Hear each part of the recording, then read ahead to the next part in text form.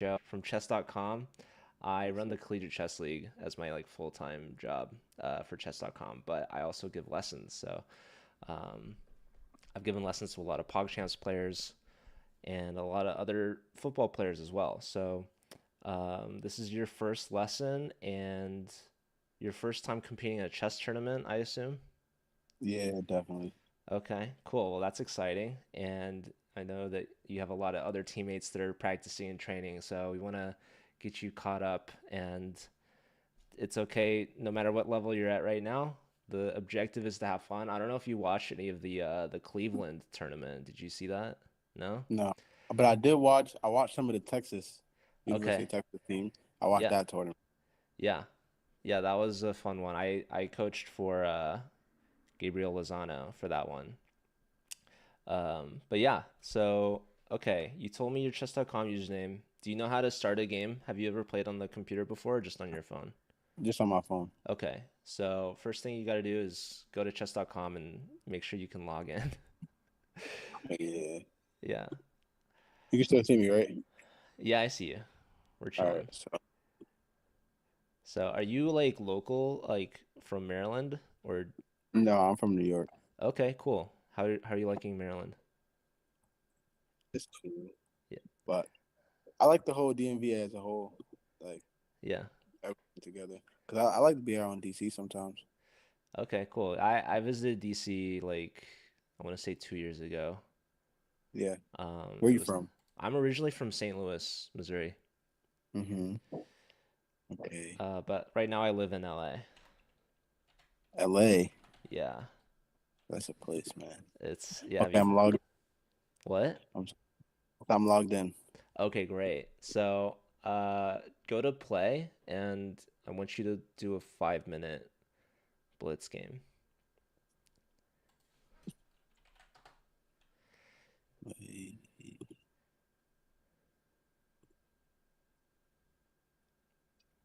And just click it.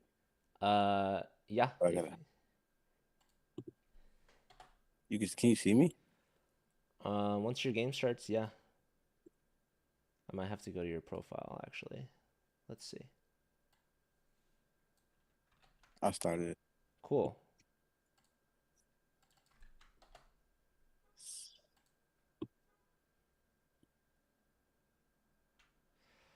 All right, I see it. So you've got the black pieces. Now I'm gonna Yeah.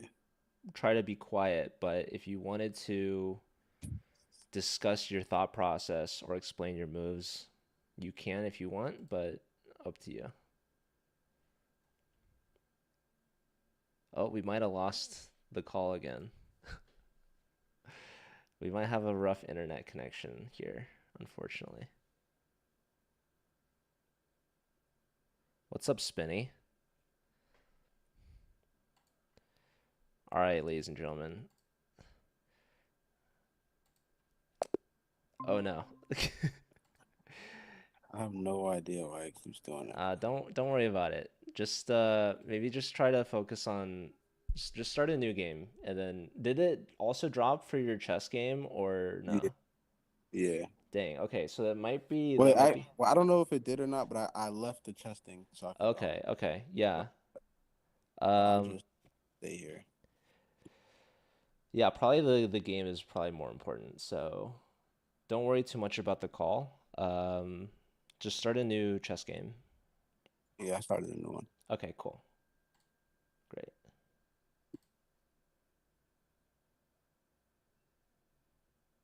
All right, I see. Oh, you actually rematched him. That's nice. I didn't even realize. Or maybe, yeah, maybe it paired you with the same guy.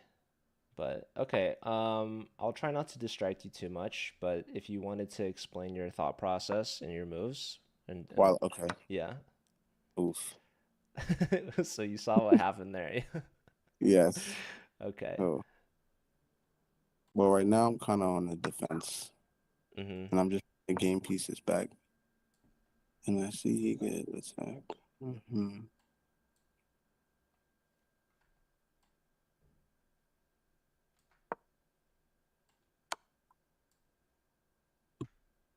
And now I'm trapped.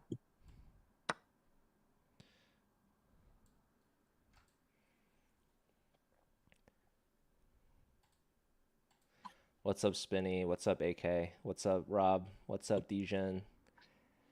And Brody, of course. Good to see you all.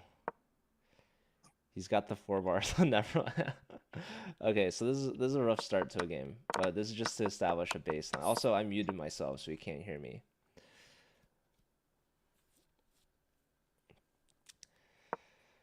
But I'm doing another lesson with Dio. You guys might have tuned in last week, so he'll be on right after this. Actually, let me message him right now.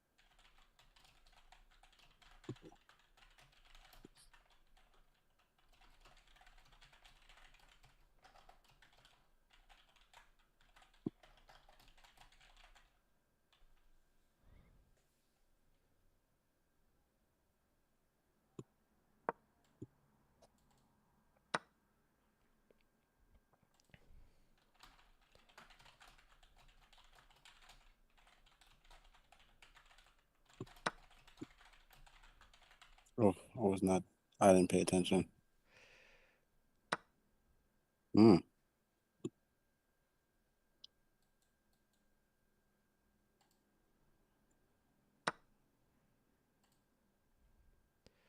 What's up, Kriko? What's up, Kirby?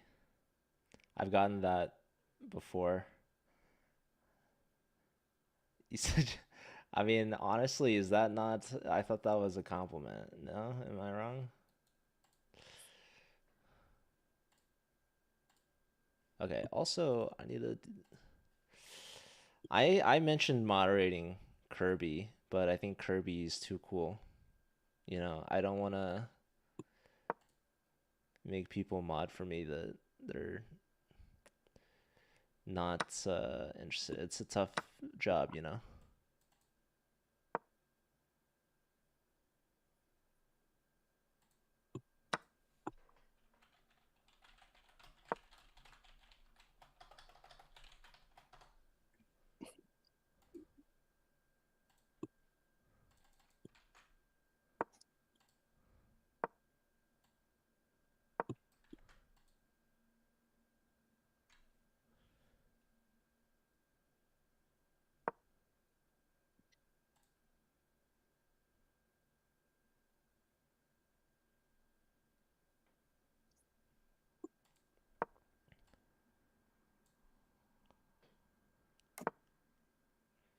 Yeah, Spinny. I mean, honestly, you might be the one to give me lessons.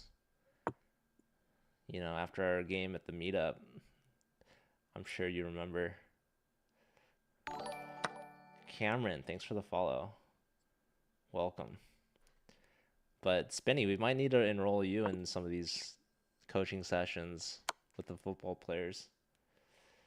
All right, we're getting close to mate here, unfortunately. Let's see, he's playing on still. I like it.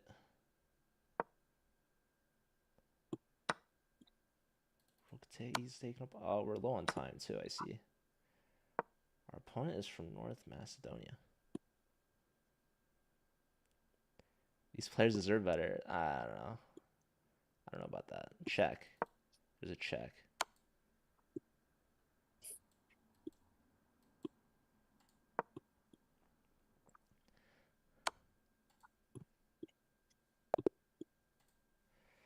All right, how are we feeling? All right.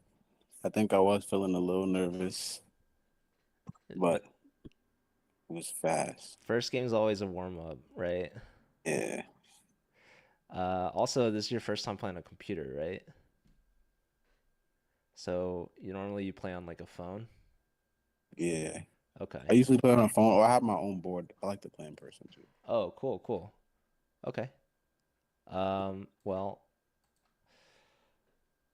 let me take this to a classroom online and then I can invite you to it. So just stay on chess.com and then you should see like an invite pop up.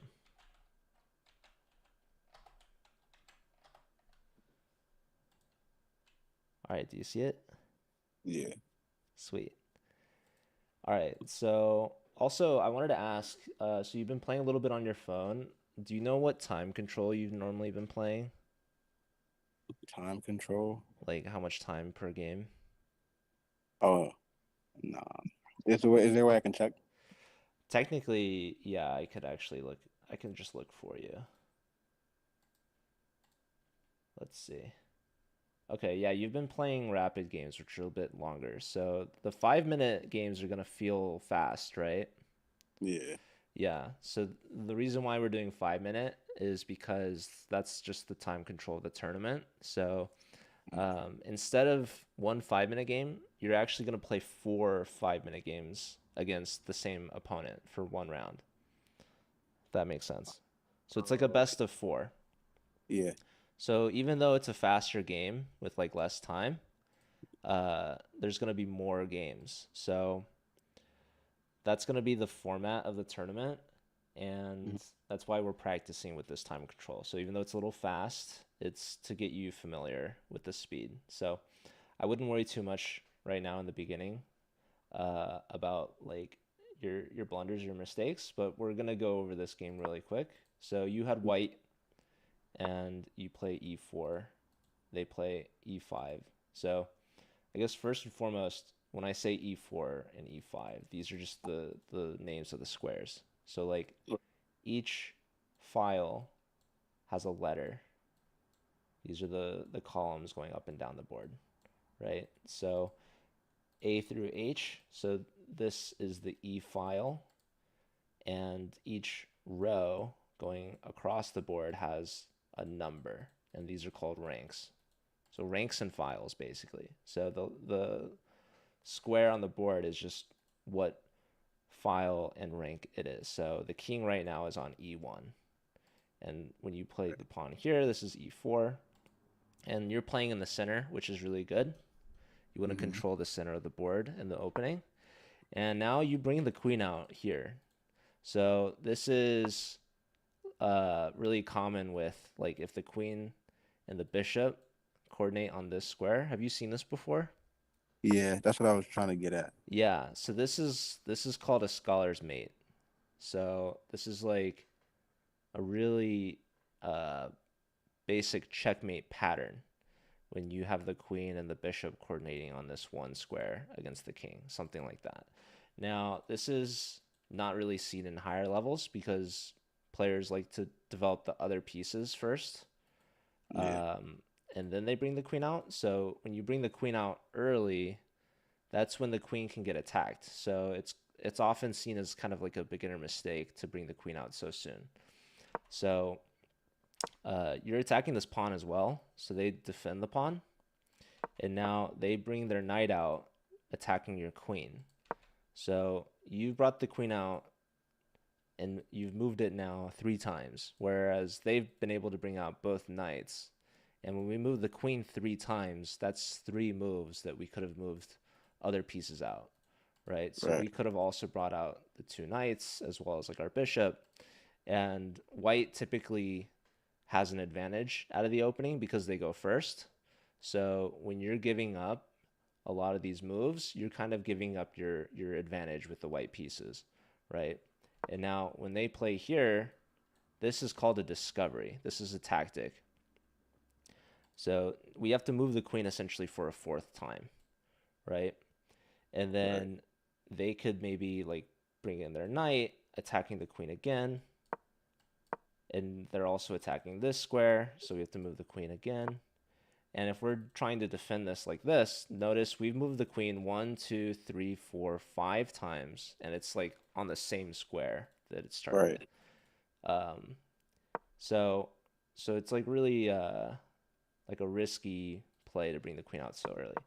And here we actually just missed this discovery. So the bishop takes our queen. So now we're down the queen, which is like the most powerful piece, right?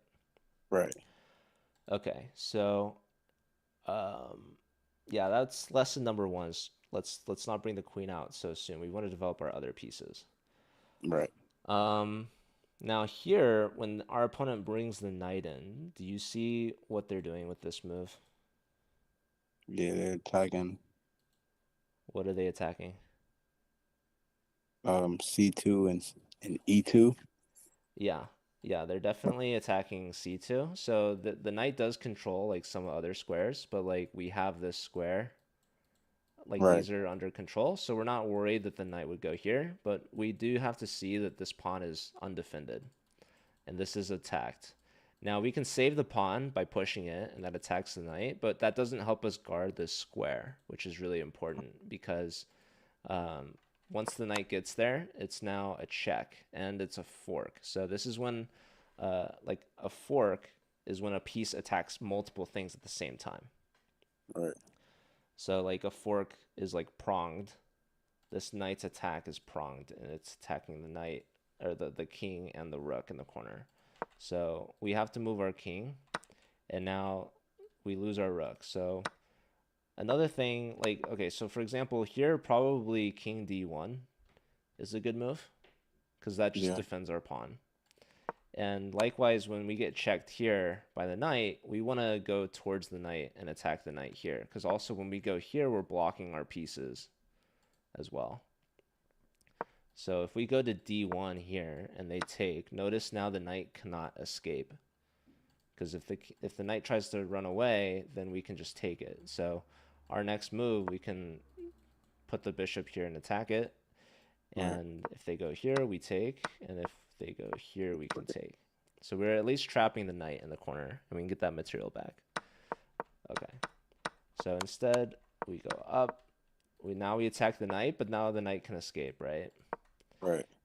And what's cool though is the knight's actually still trapped because our pawns are taking away all these squares. So we could still move the king and attack this knight. But we go here, bring the knight out is good. Here, they're just trying to save their knight, basically. So, yeah. Once the pawn gets in, it's actually really hard to attack this. Yeah. Um, so, yeah, I would say, like, more or less, once you are, like, in this position, it's really tough. Like, your opponent didn't play very well, though, I will say. Like, when you Yeah. take here, they could have brought that, and I know you noticed that right away, right?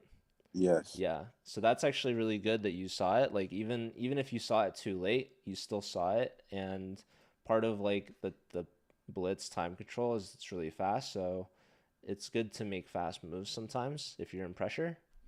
Um, because our opponents aren't going to play perfectly, right? So knight takes is good, and you're defending the bishop, and then probably here, yeah, you take the knight, which is good.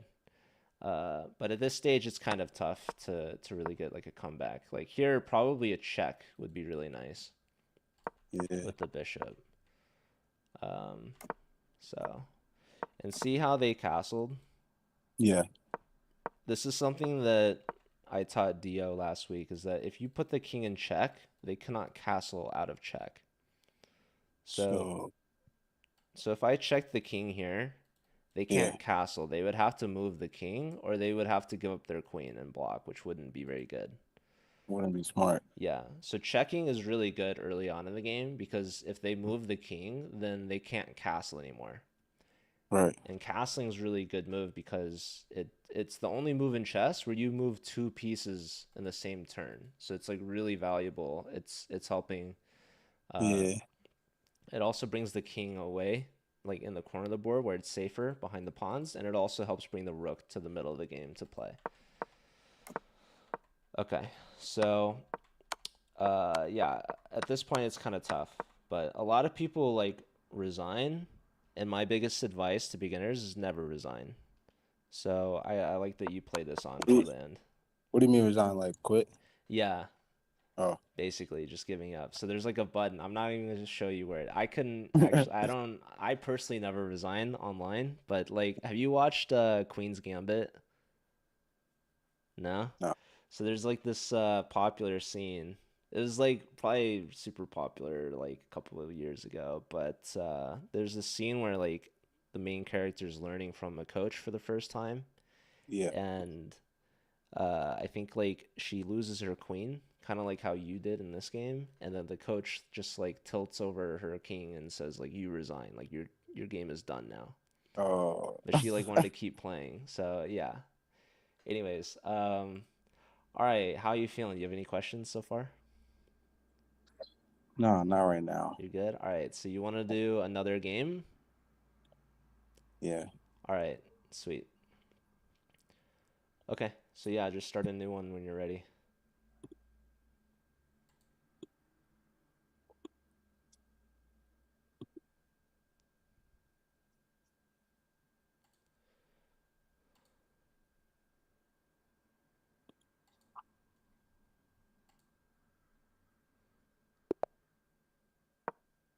I started. Did you I see? see it. I see it.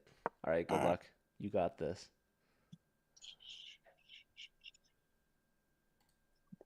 What's up, Senti? What's up, Dead Nerve? What's up, Leo? Hi, Jesse. Shout out, Jesse.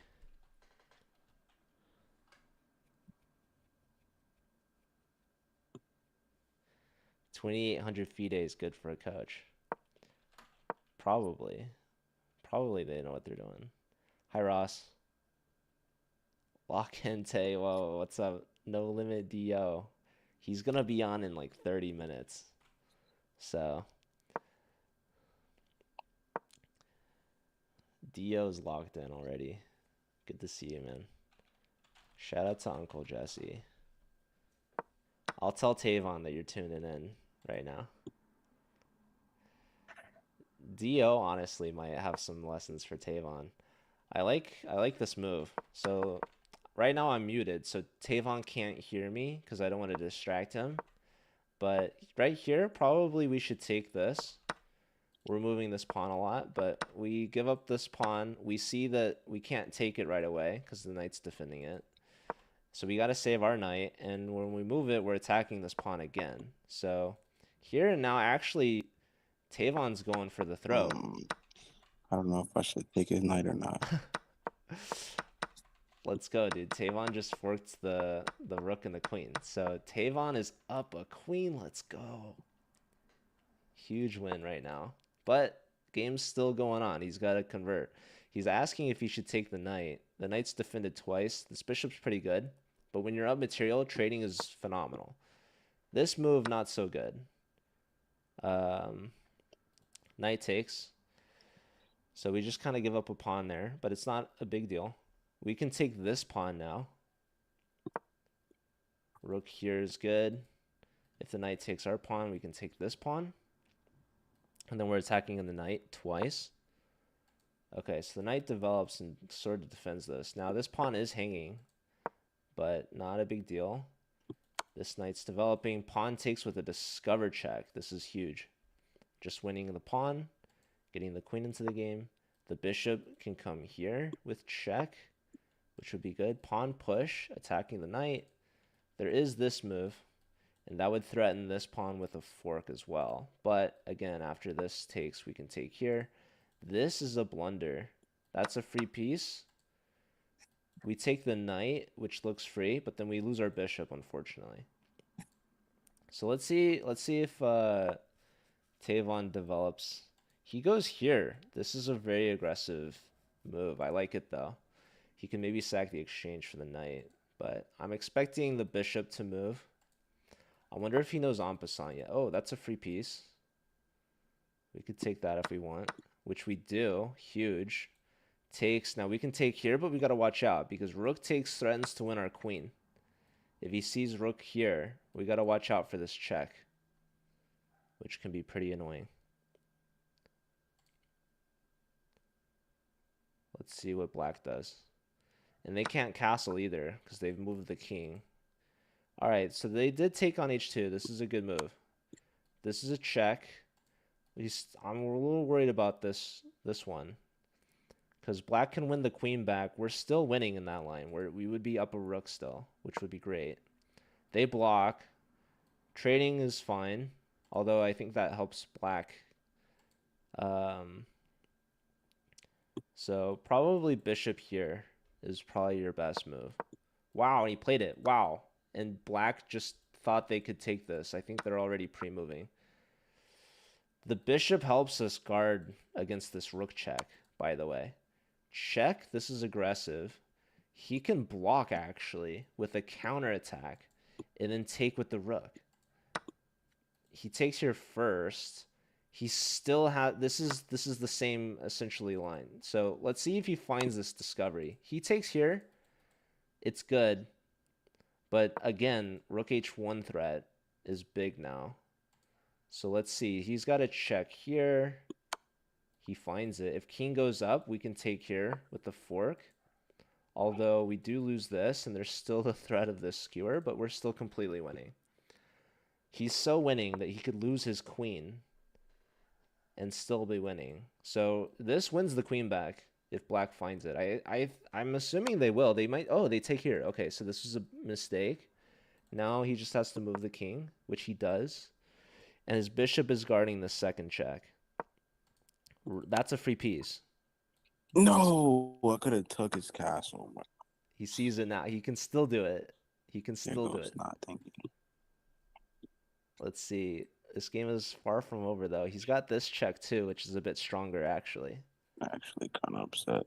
But he shouldn't be upset. He's still completely winning. Okay. Probably don't want to bring the king out. Oh, that's a free rook. Let's see if he finds it this time. He does. It's not even smart. He knows, too. That's another free rook. Let's see if how good his checkmate is. He's got another check. Okay, I like this move a lot. He's activating the rook. That was a check. This is a strong check. Okay, he's got to make sure he doesn't hang the queen. Too late. But no matter where the king goes, he's got another check. Rook takes, rook check. Yeah, he's threatening this now. This is mate in one. If he plays it, okay. He's getting there. Takes. This is a strong check. There's a pawn check. There's a queen check. Actually, rook c3 was mate in one. He's threatening this again. Here, and now queen takes his mate. He takes with a bishop. He's got plenty of time. He could trade rooks. He could move the bishop with a discovery and take the pawn. He's defending the b pawn. And there's no good checks either from black. Okay, I take it back. There was one check, but it still wasn't good. He takes this pawn. Now we got to watch out for stalemate. Luckily, there's a pawn still, but he might go for the pawn and take it. He has mate very soon. He defends the rook.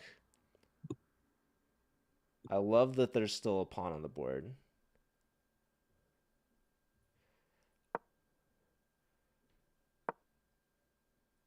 All right, this is a strong check. Here's a check.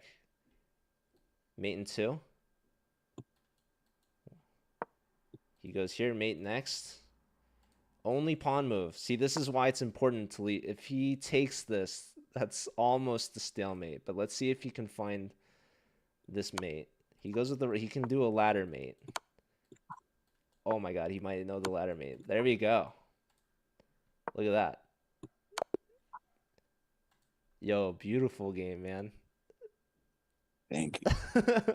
I felt better playing that one. Yeah, because the first game jitter's out of the way, right? First time on Yeah, stream. Now you're a bit definitely. more comfortable. Um, no, this was great, start to finish. Definitely have a couple notes and piece of advice for you. So I'm gonna set up another classroom. Also, All you right. got a big fan in chat. Dio is watching. Yeah, I'm glad he on the stream. You see me, Dio. Yeah. So Dio, maybe doing a little scouting for the competition coming up. Um, all right, but yeah, no, this was nice, and you knew the ladder checkmate. Yeah, that's really the only checkmate I know. That's why I was kind of stuck prior to the ending because I was trying to figure out how to do it without losing one of the Yeah, pieces. yeah, and I noticed you never took his last pawn because I don't know if you were worried about stalemate at all. That and also it wasn't really much of a threat, so I was like, he's fine over there. And Exactly. All right, so yeah, no, this the second game was a lot better. I feel like you definitely have uh, a lot more understanding of the game in this second one. So let me send you this invite right now. all right, So keep an eye out for that. I'm gonna send it right now. got it. All right, so you have the white pieces, knight in the center, pawn in the center. This is really solid. Love this setup for you. You see this this pawn was under attack by the knight. You developed your knight to defend it. Yeah. Sometimes you can also push the pawn again when Hmm. they don't put their pawn in the center. Now, if they try to attack your pawn again, like knight here, Yeah. notice both knights are attacking and you're only defending it once. Now you can play a move like d4, and you're really just controlling the center with your pawns. Um, okay, you bring the knight out. This is totally perfect. Now they put their pawn out. Now here you went with the a pawn. Hmm. I would personally bring the bishop out and get ready to castle. So this is just developing a piece and also helping us get our king into the corner and get our rook into the game, right? So this is just a solid development move and preparing for castling. Right. You're playing on the side here, which isn't really aiming at the center of the board. And now they strike in the center. So if we brought our bishop here, they couldn't play a move like this because then we would really be controlling this square a lot. So they Right. play here, and now probably we should just take it, and then they'll take. And then this is maybe another time where we can bring the bishop out. But we push our pawn again. Now they Right. take us, and now we have to save our knight. Now, luckily, we're attacking this, and you saw this threat, Hmm. and they mess up. So we can take this pawn now, but now you play this move and see how strong the bishop is here. Yeah. This is probably why you went for it. But I love how you didn't notice. Also, I want to point out this knight move was really bad because now they're blocking their bishop Right. and they're taking away a square from the king. If they did something like really bad, like bishop here or knight here, what would you do in this position? I could put my bishop where their pawn is in um on f7. Yeah, that's Right. checkmate, and that's game over right there. Because the king has nowhere to go. Yeah. So like a move like this, if you make two of these bad moves in a row and you play, some good moves in a row, the game's already over. And this is like it's similar to that scholar's mate idea earlier, but Yeah. without even the queen. Like we don't bring the queen out early this time, and we don't get their queen trapped, but we're still attacking. Instead, they go here, and I like that you take with the knight because now what's this called? A fork. Yeah, you're forking their queen and rook, so you're Right. winning material. Um, yeah, but if they do a move like this, right? We don't want to take with the knight anymore. We want to take with the bishop. because Right. it's just game over. But like yeah, if they move like this, like knight takes, their queen is trapped. Like it's a fork, but their queen can't even move. It's like a Right. smother. But okay, anyways, they didn't do that. They did blunder the queen though. So like this knight is making like multiple backwards moves. Yeah. It was, Yeah. So you got him. take, and like I think from here you're like, I don't know if I should take the knight or not. Yeah. I was. I didn't know if I wanted to because I would have just lost the piece. But I Yeah, guess it's a trading. trade, right? Yeah. So I like that you pointed that out. It's a good thought process to have. Like it's good also that you noticed it. I would say that your bishop is really good. You just developed this and it's like controlling a lot of key squares, especially in the center. And Hmm. their knight is just in the corner of the board and it's not even developed, right? This is not a good piece. The Right. knight was really good here, and then he moved it backwards twice. So um, I would say like in general, you don't want to like trade a good piece for a bad piece. Right. Although I do want to point out that now that you've won the queen, you're up material. And like the website shows you, like underneath your username, it says it's +6, right? Yeah. So when you're up That, material, wait, sorry, what? I was about to say that's how many that's how many points I'm up. Or. Yeah, so I don't know if you've ever heard of like the point value system in chess, Hmm. but each piece is assigned like a point value. So like a pawn is the base unit, it's worth 1 point. Right. Bishops and knights are both worth 3 each. So Hmm. like a bishop is essentially equivalent to worth 3 pawns. Right. And same with a knight. Like a knight and a bishop are roughly equal in material. So the reason why you're +6 is because a queen is worth 9 points and you traded your knight for the queen. So they have a knight which is worth 3, Mm. you have a queen which is worth 6. So you're winning in terms of material. Now, it's essentially taught to beginners to help them learn like what pieces to trade, right? So like queens are more valuable than knights. That's why taking their queen with your knight is a favorable trade for you, Right. right? Now, when a bishop and a knight are traded and they're both worth 3, it's hard to know like is this like a neutral trade? Is it even for both of us or does it favor one of us, right? So essentially when you're up in material, trades are good, but also like the value of the pieces changes depending on the position and where it is, right? So like this Hmm. knight I would say is better than this knight because this knight is influencing the center of the board and it's developed. It's in the middle, it's off the back rank, right? This knight is worse because it's in the corner. Same with Right. like this bishop compared to this bishop, right? Your bishop is controlling a lot of squares whereas this bishop is not as much. Especially if there's like pawns blocking our like this bishop has no It's not moves at all. nothing. Right. So like it's really important at some point in the game we want to move one of these two pawns so that the bishop can come out.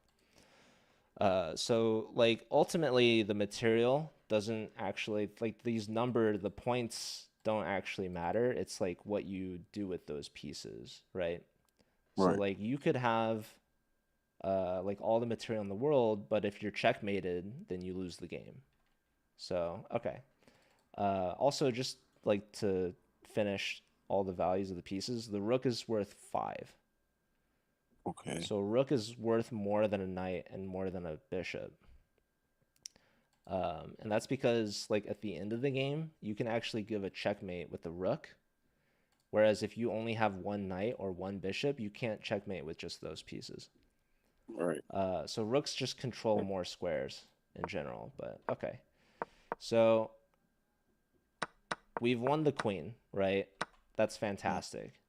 Now we should probably just castle, or we should like try to develop this bishop, right? By pushing one of these two pawns. Hmm. We play a move g3, and this doesn't actually help our position. It actually kind of like makes some weaknesses, like their bishop now can attack our queen. And like if they had tried this earlier, then we can play a move like f3 and attack the Right. bishop back. Right? Now, if we tried a move like f3, then they can just take it and we don't have this pawn anymore. And this is actually a fork. Right. So we're gonna lose some material here. So probably better would be to then we'd have to like try to trade off this piece. But typically we want to push this pawn if our bishop is still back here, and we want to put the bishop onto this long diagonal. Right. So this is actually, there's a name for this. It's called a fianchetto. It's like Italian.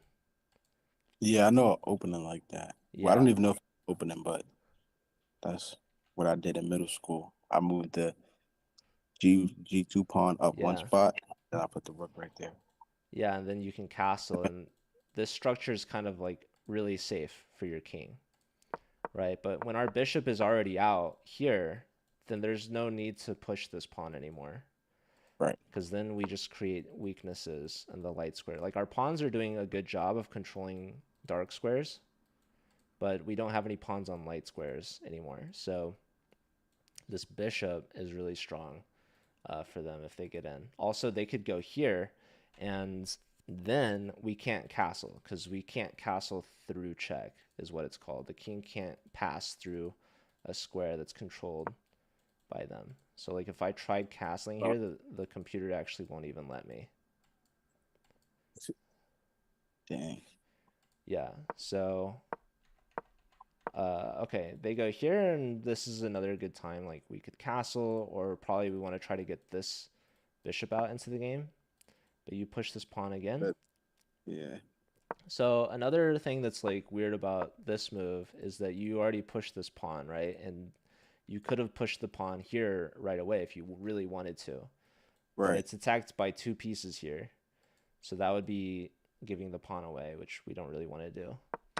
And then especially when they go here and we go here, okay, now it's attacked the third time. So, okay, we get the rook into the game. So this is good.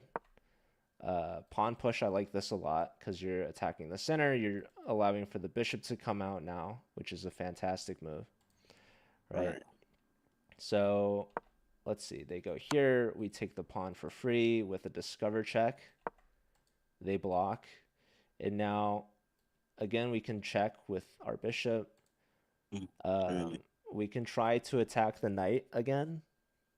Do you see a good move here that attacks the knight again? Nah. Well, we could use the queen, but So the that's not queen, a yeah, queen's already attacking it, but it's defended by the pawn, right? right. I don't see any other move. So let's think about developing a piece and attacking the knight. Oh,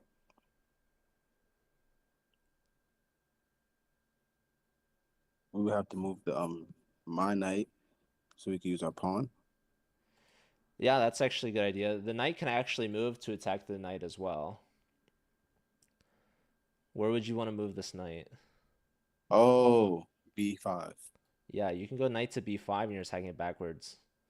You can also bring the knight back here and attack the knight this way. And then the move I was really looking for was bishop to e3 is another I was one. th I was thinking about that, but then what about the knight on G4? So if they take us, now what would you do? Yo, I'll use my pawn. Yeah, pawn takes, and now our pawn's attacking the knight, right?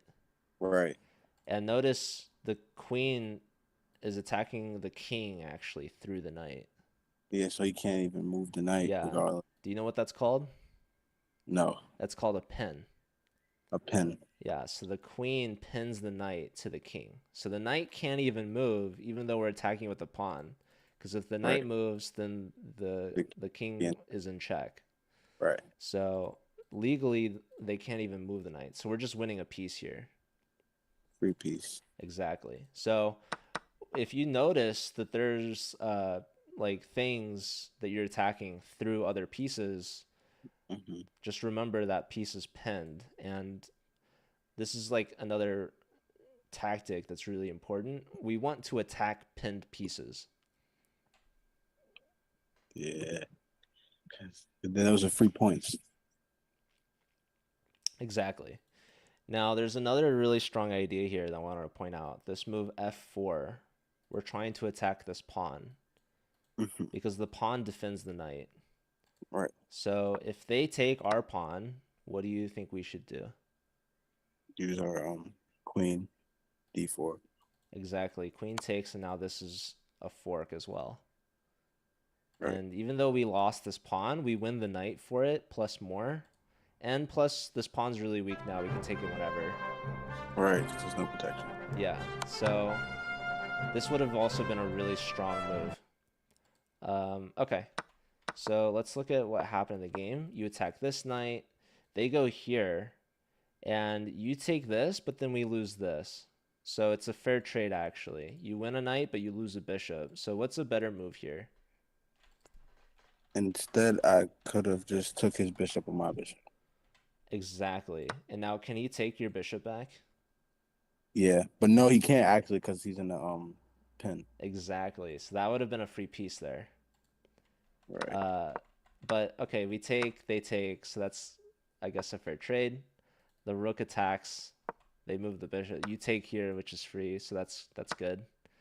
They take here, rook takes, and now I'm actually a little nervous here. What is black threatening after this last move? My king. Yeah, they're threatening a check. And now this is called a skewer when they're attacking something that's more valuable. The king has to leave, and then they can take our queen after that. All right. So, okay, check is always strong.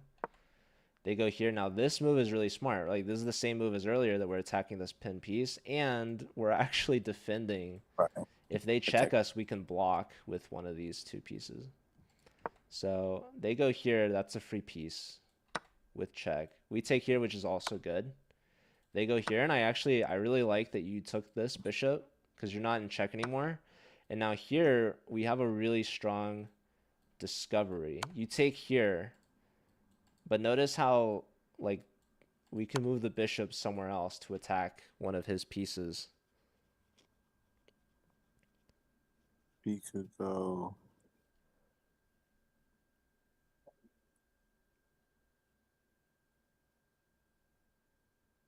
forward or backwards. Well, what do you want to attack with the bishop? You said when? What do you want to attack? Uh, I don't know. What do you So, want to? is there something like one of his pieces, maybe on a dark square? Yeah, his rook. Yeah, how do we attack the rook with our bishop? We go back to f2. Yeah, bishop f2, and notice he's in check, right? Right. So this is called a discovery. So he has to move the king to get out of check, and then we take the rook next move. Which is a free piece now. Exactly. Yeah. So that's just another fancy tactic. Here, I love the knight check. You save the bishop. We lose the pawn. Here, you noticed right away, you could have taken the rook. Yeah. So that's, yeah. Okay, and now here we have this queen check to win the rook again because the bishop and the queen work together really well. You take the free rook, so that's great. Another check. Check. Check. Like, all these checks are great. This is checkmate. This Wait, is... wait. Can you go back? You said which would have been checkmate? There's a lot of checkmates here. Like, here, you could take here. This is And checkmate. yeah.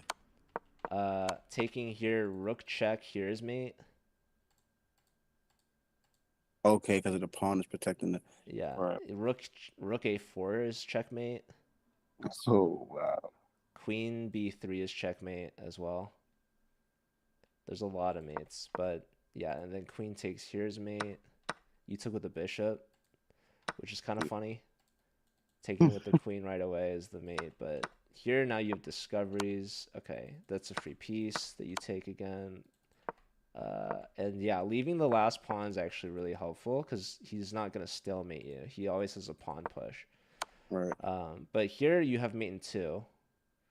The queen check, the king goes up, you have mate here. And if the king goes down, then you have mate here. Right. Here. And then this is mate in 1-2 as well. So if you ever have the king cut off onto the one of the ranks, or in this instance the a file, if you could get Yeah. the queen right next to the king and it's defended, that's a mate. So you went with the rook, and now you find this ladder mate, which is nice and short, sweet, and simple. Yeah.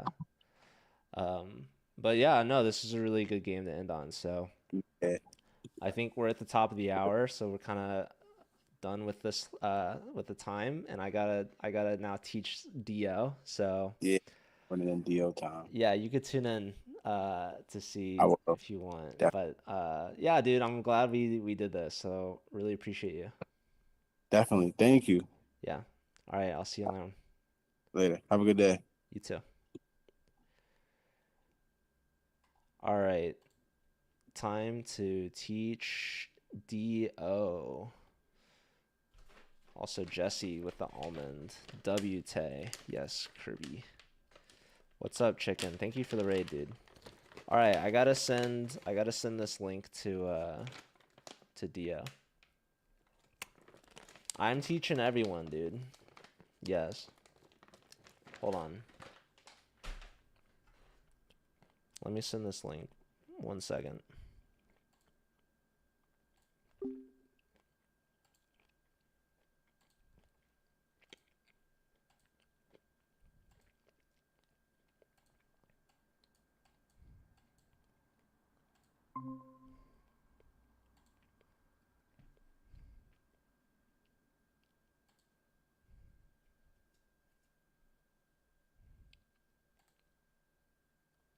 One second. How's everyone doing? Is Dio in the chat? I'm sorry if I'm late.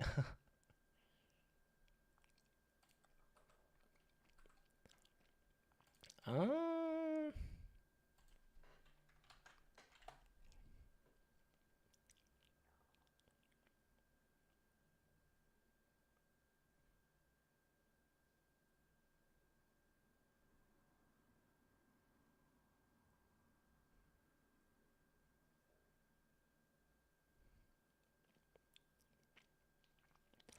'Wish Joe would teach me. Yeah, I'm sorry, Jesse. The Tuesday was rough because, Fridays I don't have anything, but we could do what? So, okay. Jesse streams on, was it Tuesdays and Thursdays or something? We could do Thursday lessons. Tuesdays are tough because I do Tourney Tuesday. And I mean, it's also tough when Jesse's like, "Oh, I'm only available like right before you normally eat dinner," and then I stream after dinner a lot later because I like to eat and then stream so that I don't have to do anything. Jesse wants me to stream before dinner, so then I have to stop my stream to eat. Anyway, I don't want to get all into it right now, but don't worry, Jesse. I will gladly coach you. Yo, what's good? Yo, what's up, Joe? My fault. I Not got your fault. distracted. I was making No, pancakes, you're man. good, dude.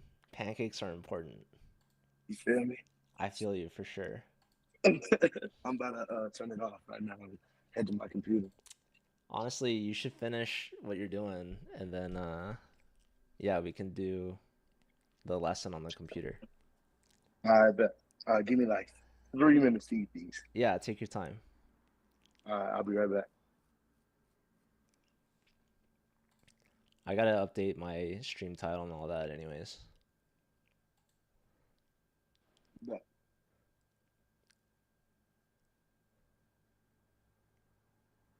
To ask for a link. What link, Ross? Also, Dio, if you can hear me, I'm streaming right now. I hope that's okay. I'm pretty sure you saw though. Yep, I see. All right, cool.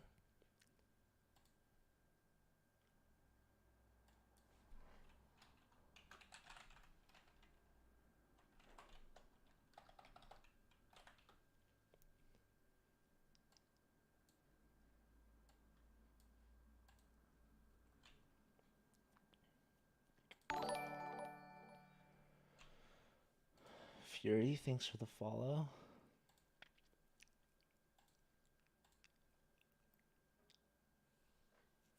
A link to play. Yeah, I mean, I keep the almonds nearby just for stream, basically.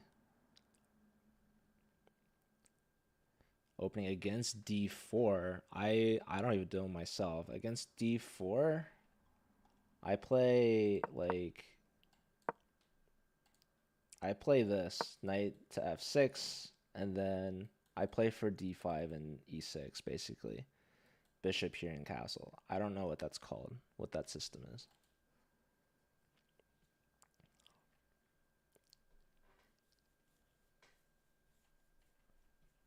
True, Kirby.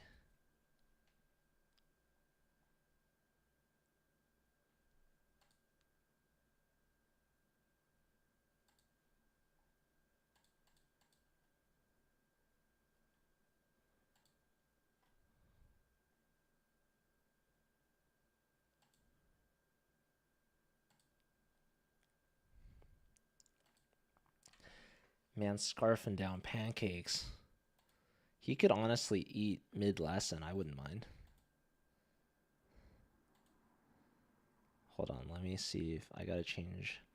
I'm also putting the lessons on YouTube. Buddy of the Midwest, thanks for the positive vibes. Where in the Midwest? I gotta ask.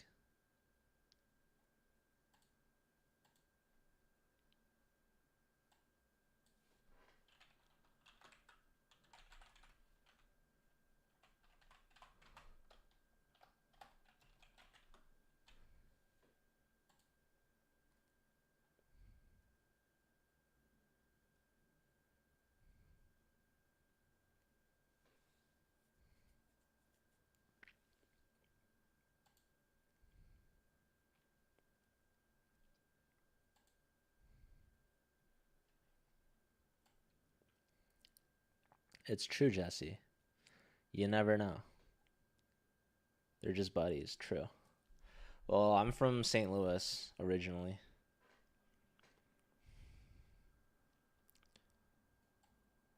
So I'm technically a Midwesterner.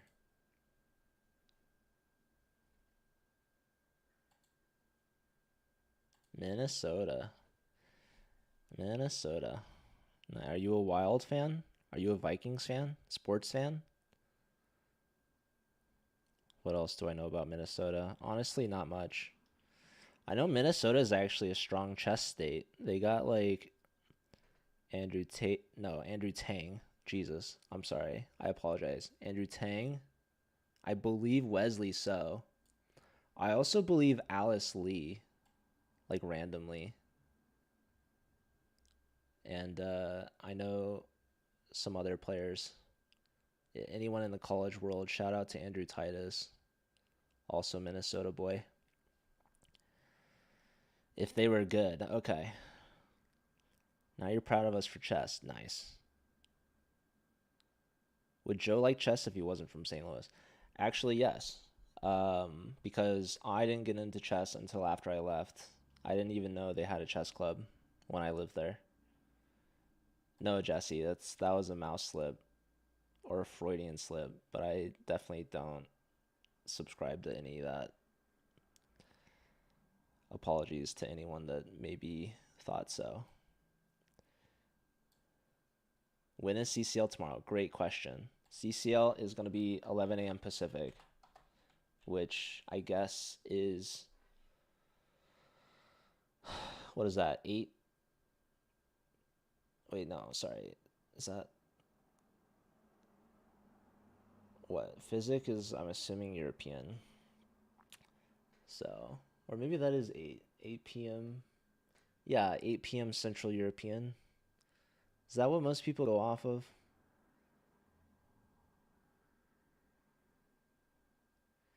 Yeah, Fly, it is kind of funny. What up, Dio? Yo, can you hear me? I can hear you, dude. You're back at the setup. Yeah, had to. Hold on, back. Get some more light for you. Dang, that's bright. Huge, and the lighting. Wow. Yeah. Again, I got a mouse so I can be more efficient. Wow. Dude, you're going to be a pro streamer by the end of this tournament. Hopefully. Might need to work on the internet a little bit. I need to get. Yeah. It's all good. All right, dude. I saw Give me your. 1 second.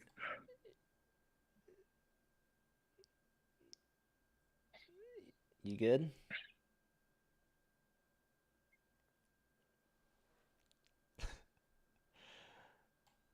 You there? Can you hear me now? Okay, I can hear you. Yeah. All right. I was on my school's Wi-Fi instead of my like apartment's Got Wi-Fi. it. That's why it Got was like it. that. Okay. Nice. All right. Improvement. We locked. Let's go. You're locked in. All right. You watched a little bit of Tavon's game, right? Yep. Did you And s- I was trying to learn something from the review you did too. did you see his second game? I only saw the second game. Yes. Okay. I mean, it was a good game. His Hmm. his first game, He did that ladder work. the ladder mate. Yeah. Yeah. Kind of Hmm. like, you know how I guess on the football field you guys run through ladders, right?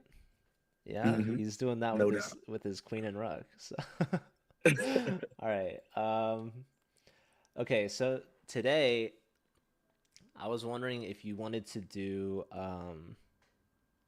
just more of the same, like just doing games with review, or did you want to do something else? As opposed to what I like what we did last time, Yeah, but I was thinking I could go over just like opening fundamentals, for sure. kind of going like typically that's how I start, is I go through like developing like the opening essentially, the principles and all of that. Yeah. Um, I know last time we watched you play a couple games to review, and that was just kind of to get like a baseline, and that's kind of what I did today with Tavon because it was my first time with him. Yep. So maybe I think we should start perhaps with the developing principles, just to like start with the basics. I know probably you already know, but let me set up. Are you on chess.com right now? Yes, I am. I have it open. Okay. Let me just actually invite you to a classroom.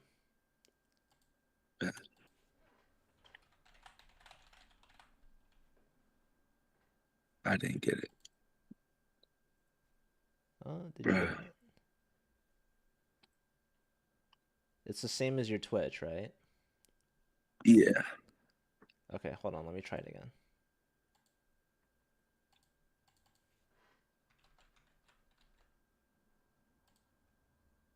Is it if I'm in full screen, does it affect it? Maybe go to play. Start game. Oh, I did not mean to do that. You could abort it if you start Yeah, a I game. did. Actually, hold on. Hmm. This is really weird because it's like wait, do you have the app or do you go on like actual chess.com? I'm on the actual website on like Google Chrome. Let me do that. Oh, are you on your phone? No, I was on my like there's a chess like app on Mac. Oh, that's sweet.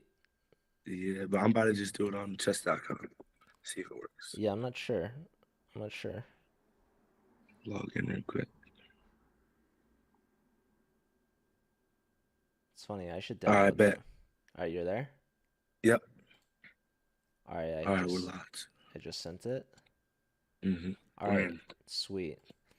Okay, so I'm not gonna go like too much over everything because I think you know it for the most part, but I wanted to go over what it means to be fully developed, and this is what I kind of emphasize and stress like early on. So essentially, chess game has three parts, kind of like a football game has four quarters, right? So Mm-hmm. chess, it's the opening, the middle, and the end, kind of like a book, right? Or like a story. But essentially, in the opening, you want to control the center, right? And I know told you about the middle of the board is like a hill, right? The top of the hill, right? So controlling the center, that's like the number one basic principle of the opening. So putting the pawns in the center, really important. And then putting the pieces towards the center, right? Um, being efficient with our moves. Let's say they go here. Now bring the bishop out. This is one of the most standard openings in all of chess. And then we're already ready to castle, Okay. right? So that's the next point is you want to castle early. They say early and often, they say. So castling is a really important part. And then not pushing our pawns where our king wants to be. We want to keep these close by. Unless we go for this fianchetto, right? Then that's fine. Or a lot of times we want to play a move like h3, right? So if they do something like this, typically they want to pin us like that. Like I can play the move h3. We take away this square. And notice now the knight also can't come here. When they move like this, they're attacking us. We want to develop and defend things.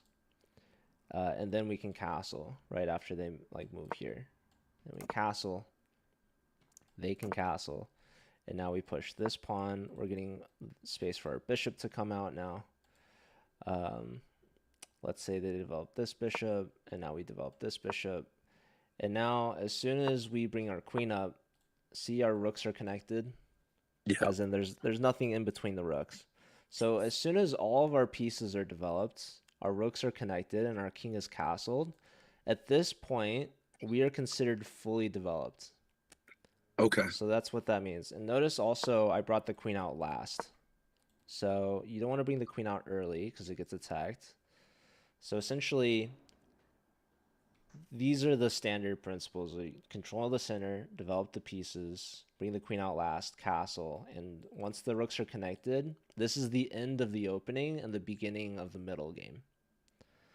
So I wanted to go over that really quickly. Just you want to keep this kind of stuff in mind. Now you have to balance this with the idea of, you know, keeping an eye out for tactics, attacks, checks, like hanging pieces, like what's your opponent attacking, stuff like that. So this like example that I just showed you here is really like passive, like it's kind of calm. Like our opponent didn't really necessarily attack anything besides like this knight move. So this is really just showing you kind of like the textbook picture perfect kind of opening, right? In an actual game, this likely might not happen, but I'm just highlighting the principles. Yeah. So it's like important to know the basics, the principles first, and like what you're trying to achieve, right? Just connecting the rooks like this is important. And then once you're in the middle game, then you can start moving pieces to form like an attack multiple times. You also want to bring the rooks to the center like this typically. And that's also when you're going to start at some point pushing pawns to make what's called a pawn break, right? These are like middle game kind of ideas. And we can get into that more later, but I just wanted to set this kind of foundation before we move on to anything else. So did you have any questions? Nah, so the opening is the beginning of the game. And then once the rooks are connected, the queen last out, everything's developed, and that's the mid game. What is it called? Fully developed. Yeah, once all of our pieces are developed and the rooks are connected and we're castled, this is considered fully developed. Okay.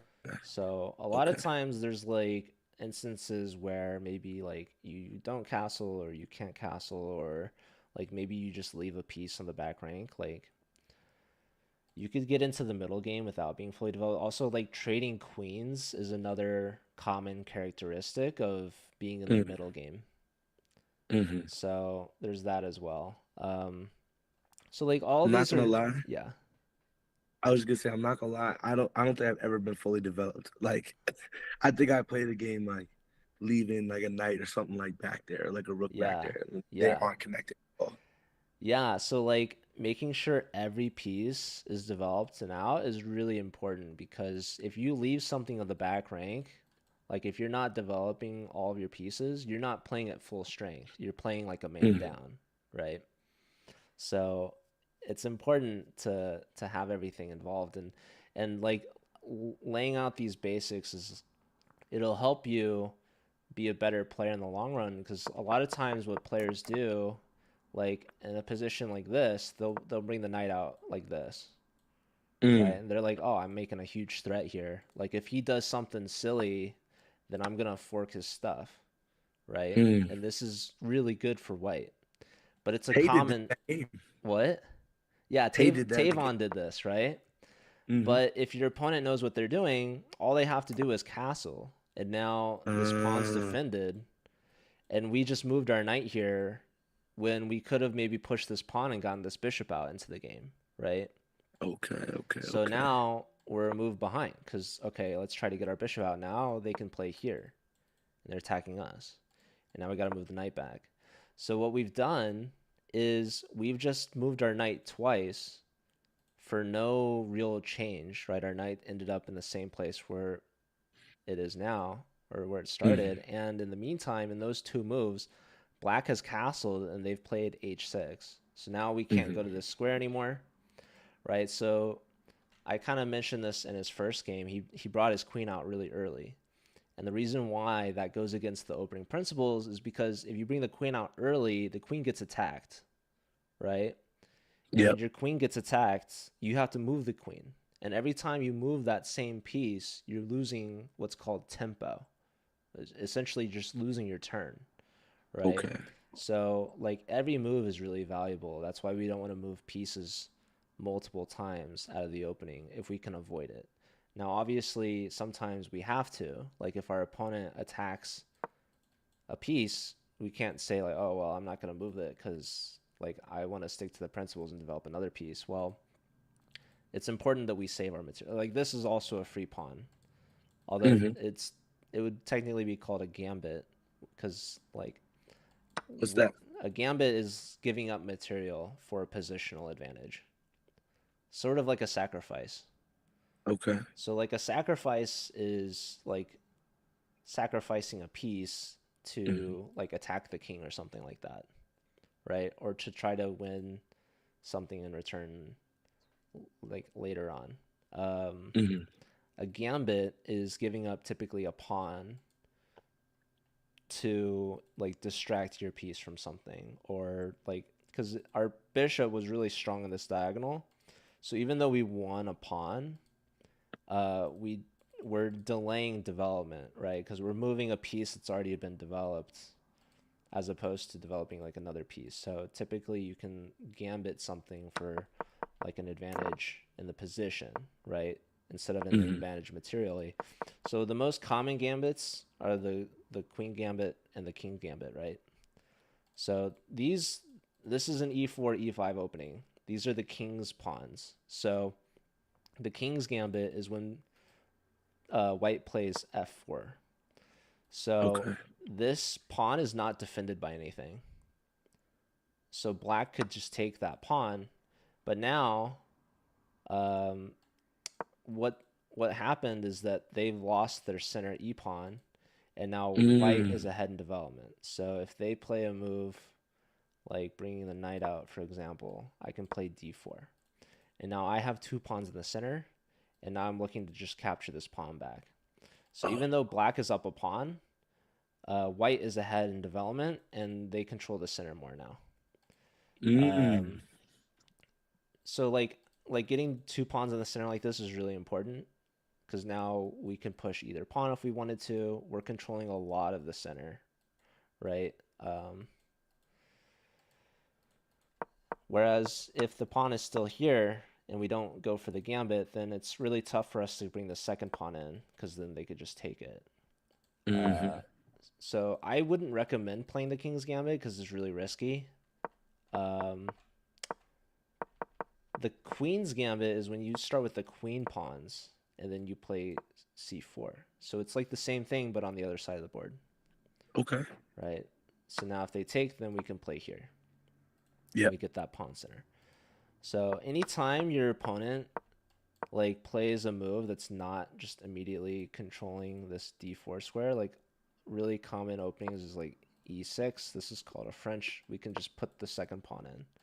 And then most often their next move is just gonna attack you, and you can trade or you can push or you can defend it in a lot of different ways. But uh, e6 and then c6. This is called the Karo Khan. These are like the two most other common ways to play against this like pawn duo basically. But all right, I don't want to go too much into theory, but that's why against e4 the most common response is going to be e5 or c5 because both of these moves just prevent you from putting the second pawn in the center. Okay. Um, anyways, so yeah, all right. Now that you know full development and what that is, that's just kind of something that I'm gonna try to have you strive for in pretty much all of your games. Bet. All right, so you ready to play? Let's do it, baby. Let's All go. right, dude. I feel like you've been playing a lot, yeah. I have. So yesterday was like the only day out of the week that I didn't play chess whatsoever. Like Okay. I mean a blitz game. I played like a few like 24-hour like games with my friends. But Okay, yeah. so if do I just hit play and I lead the room? Yeah, you can leave the room and then All right, play. bet. You want to do a 5-minute blitz game. For sure. I started. Started. Mm.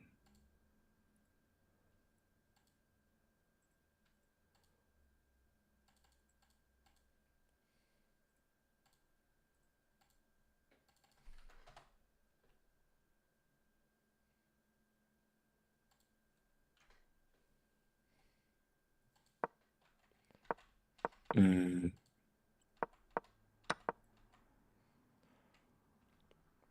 All right, I'm gonna mute so that I don't distract you, but I also want you to feel free to share your thoughts while you make your moves and your thought process so we can kind of get an idea of what's going on in your mind. Okay.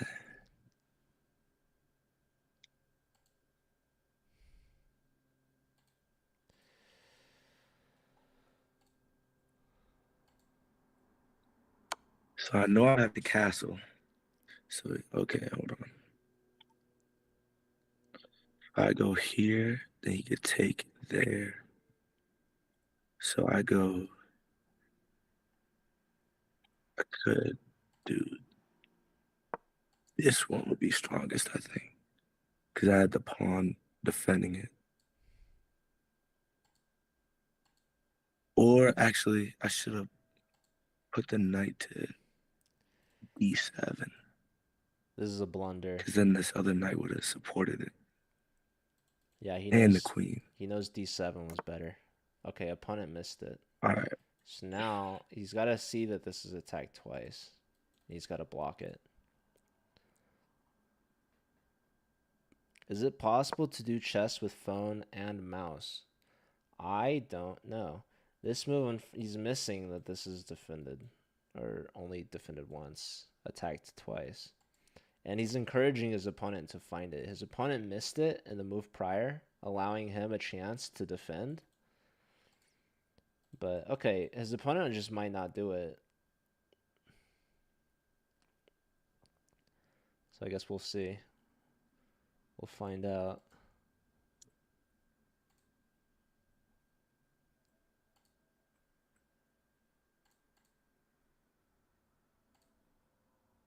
This bro gonna make a move? Like, jeez. You got him thinking. What we doing? Like what we doing here? It's blitz, man. I think he quit. He just know I'm better. What position He do you play? disconnected. I play defensive end. Okay. Fat guy on the end rushing the quarterback. You feel me? Trying to Okay, get some so you're used to blitz. Yep. You know what I'm saying? Yeah, you're My used to the specialty. rush. Yeah, he did leave. He left. That's crazy. Okay, Well, let's see actually, what I. so you did actually blunder in this game. Okay. And it's a tactical blunder. It's not about like the opening or anything like that. I'm not gonna do a classroom because this was only 7 moves, but I want you to look back and like, okay, when you play the move d5 and he takes on Yeah. move 4, tell me your thought process with c6. 1, 2, 3, 4. Like So you could have taken back on d5, but you play c6 instead. wait, hold on. Which move is it? Am I tripping? Which move is So, it? okay, so move 4, he just took your pawn on d5. Yeah? You see that? All right, bet. Yeah. And now you play c6, right? Uh, okay. So what I didn't I didn't want to trade my knight, even though it would be not that bad. Mm-hmm. But he was up. No, we'd be even material then. No. Okay, so I'm thinking if I bring out the knight, right, and I take that pawn, then he's gonna take his C3 knight and take mine, and I'll be down material. But then you have your queen. Yeah, the Oh, queen helps take. Yeah. okay. See, remember I told you I can't see the whole board. Like Got it, got it, I, got it. I Yeah, need to be so able to see that. when you play the move d5, like a Hmm. move earlier on move 3, that's something you Yeah. have to keep in mind, right? You have to see that he's able to take. Um, so you essentially you didn't take the pawn back, and on top of that, his knight on f3 is attacking e5, your e5 pawn. You see that? Hmm. So what's a good developing move for you that defends that pawn? Um, bring out my bishop from F8 to D6. So that does defend the pawn, yes, but that blocks your d pawn. Mm. Um, We're like still on move 4, right? okay, move 4. You've already played. You've already given up a pawn, so you've already played d5 on move 3. Mm. Let me say it this way. He brought the knight out on move 3, attacking your pawn, and you played d5. So even at this stage, he could take your pawn. Oh, He could take either pawn. if I just move that instead of going D5, I go D6. You could have gone d6, yes, but I think so d6 blocks your bishop on f8, right? Mm. Mm. Um, a better developing move is to bring your other knight out, knight to c6. Oh. Mm. Yeah, Okay.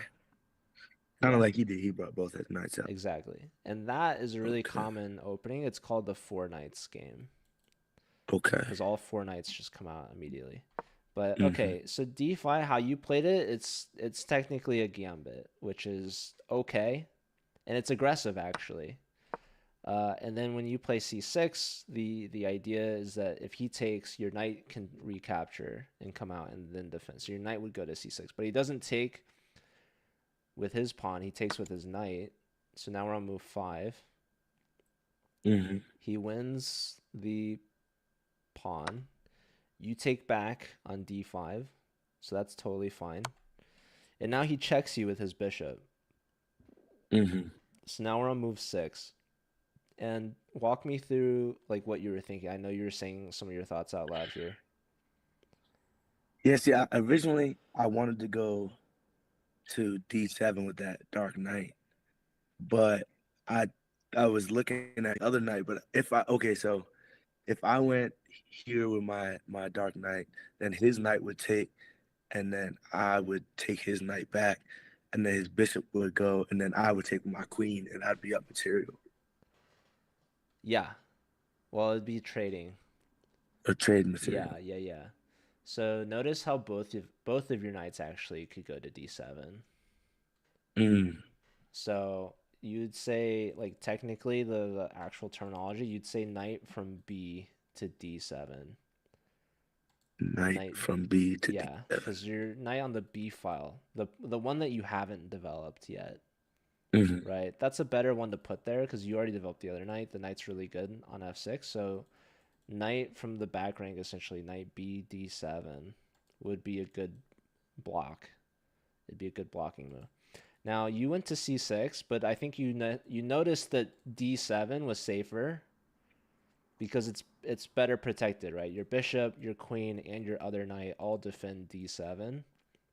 So Yeah. you go to c6. Now, the knight normally wants to be on d6, or sorry, c6. So this is Okay. like a typically good move in response, but tell me why this move is actually a blunder in this case. What can your opponent do Because now? he can take with the knight on E to C6 and then Yeah. take my bishop after I cap with my pawn.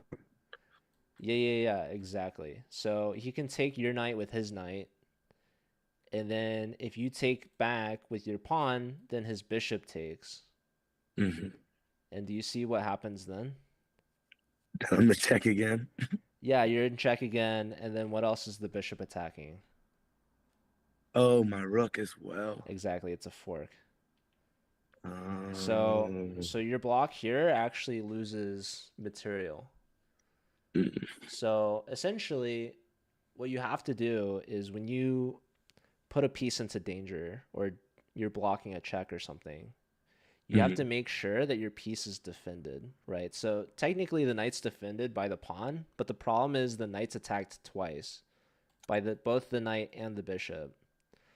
So only being defended once isn't good enough because we're gonna lose the material. Now, if we brought the knight out earlier, then we would have defended our pawn on e5, and his knight wouldn't be on e5 in the first place, hmm. right? Yeah. So that's the importance of like defending the pawns early on in the center and developing our pieces as well. Because now here he could just take and then win, but he messes up. He castles, right? So now this is move 7, last move of the game. Essentially, he could have taken your knight twice and won material and like forked your king and the rook. He Yeah. castles instead, which is normally a good development move, but he misses his opportunity. So now he messed up. So how do we make sure that we don't lose our like pieces and lose material? How can we now defend? Instead of the bishop to D6, Yeah. um, Oh I yeah. could put my queen there. Queen where? Shoot, queen to D6. Yeah. Yeah, that's definitely a move that helps defend. Um, yeah, and just to illustrate, remind me again. So the move that you played, bishop to d6. Hmm. What is wrong with this move? Now, what can your opponent do to you? If he goes to F7, then he can take my queen, my bishop, or my rook. That's true, but what's wrong with knight f7? Why would he not do that? Because I could just take with my king. Exactly. So that's defended. So that's not the threat. Remember what the threat was initially? Like why our last move wasn't a good move? Knight c6. Oh, because if he takes, then he'll just have me a check again. Exactly. Okay, okay, okay, okay, Yeah, okay. so our move bishop d6 just allows the same threat that we missed, and he missed it, as well. So I think like when you noticed initially that you should have gone to d7 instead of c6, you should try to realize that your knight's attacked twice and it's only defended Hmm. once. So you have to ask yourself like, what happens if my opponent takes my piece, right? What do I then do? Okay. Um, So you develop the bishop, which is normally a good development move. You're developing with the tempo, like you're attacking the knight, you're getting ready to castle. These are all great things, but the problem is we have to tactically see threats of like our pieces are under attack, right? So you mentioned instead you could bring the queen out, which I like because the queen defends the knight, right? Yep. Another defensive move you could play is bishop to d7. Okay. Yeah. And that way you're just defending your knight again, right? Another Yep. move you could play is the move queen to b6. B6. Yeah. Okay. Also queen to c7 as well, right? These moves all defend the knight. Um, So what would be the best way to do it? Probably bishop to d7 Yeah. because then you break the pin as well. Right now your knight's pinned. The knight on c6. You can't move the knight. So bishop on d7 would break that pin. All right, so the first game's always a warm up, right? And this guy left the game anyway, so it didn't really count. But you want to play another one? For sure. Best All started right, all right, let's see it. Good luck. You got this. up. Mr. Beast giveaway 21. Thanks for the follow.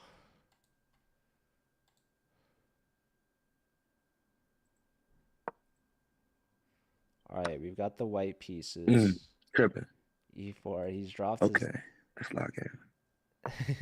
he's played a gambit, is what we like to call it.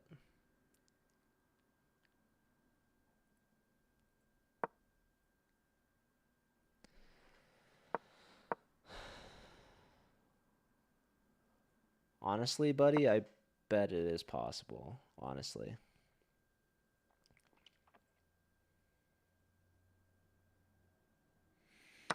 All right, this is a gambit of a piece. He's got the check, but a simple block will do. He should not trade. He should bring his bishop back. Bluetooth. The power of Bluetooth. All right, bishop d3, I like it. And now he should get ready to castle. He should castle, or he could bring out his bishop.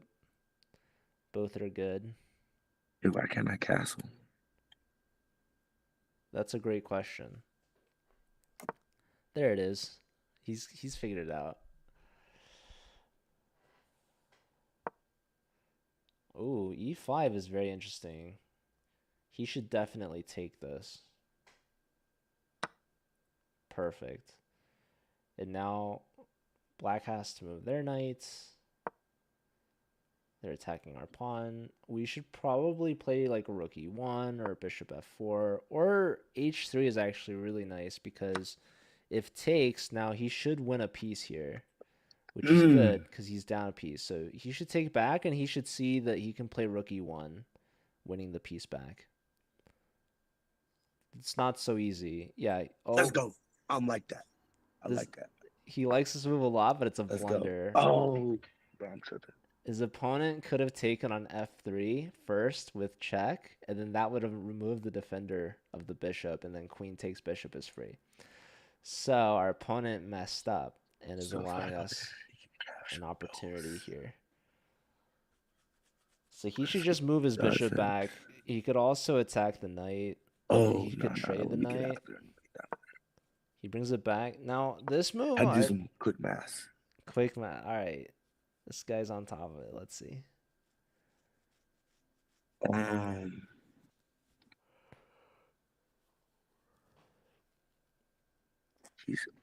No, he brings really good energy. Dio,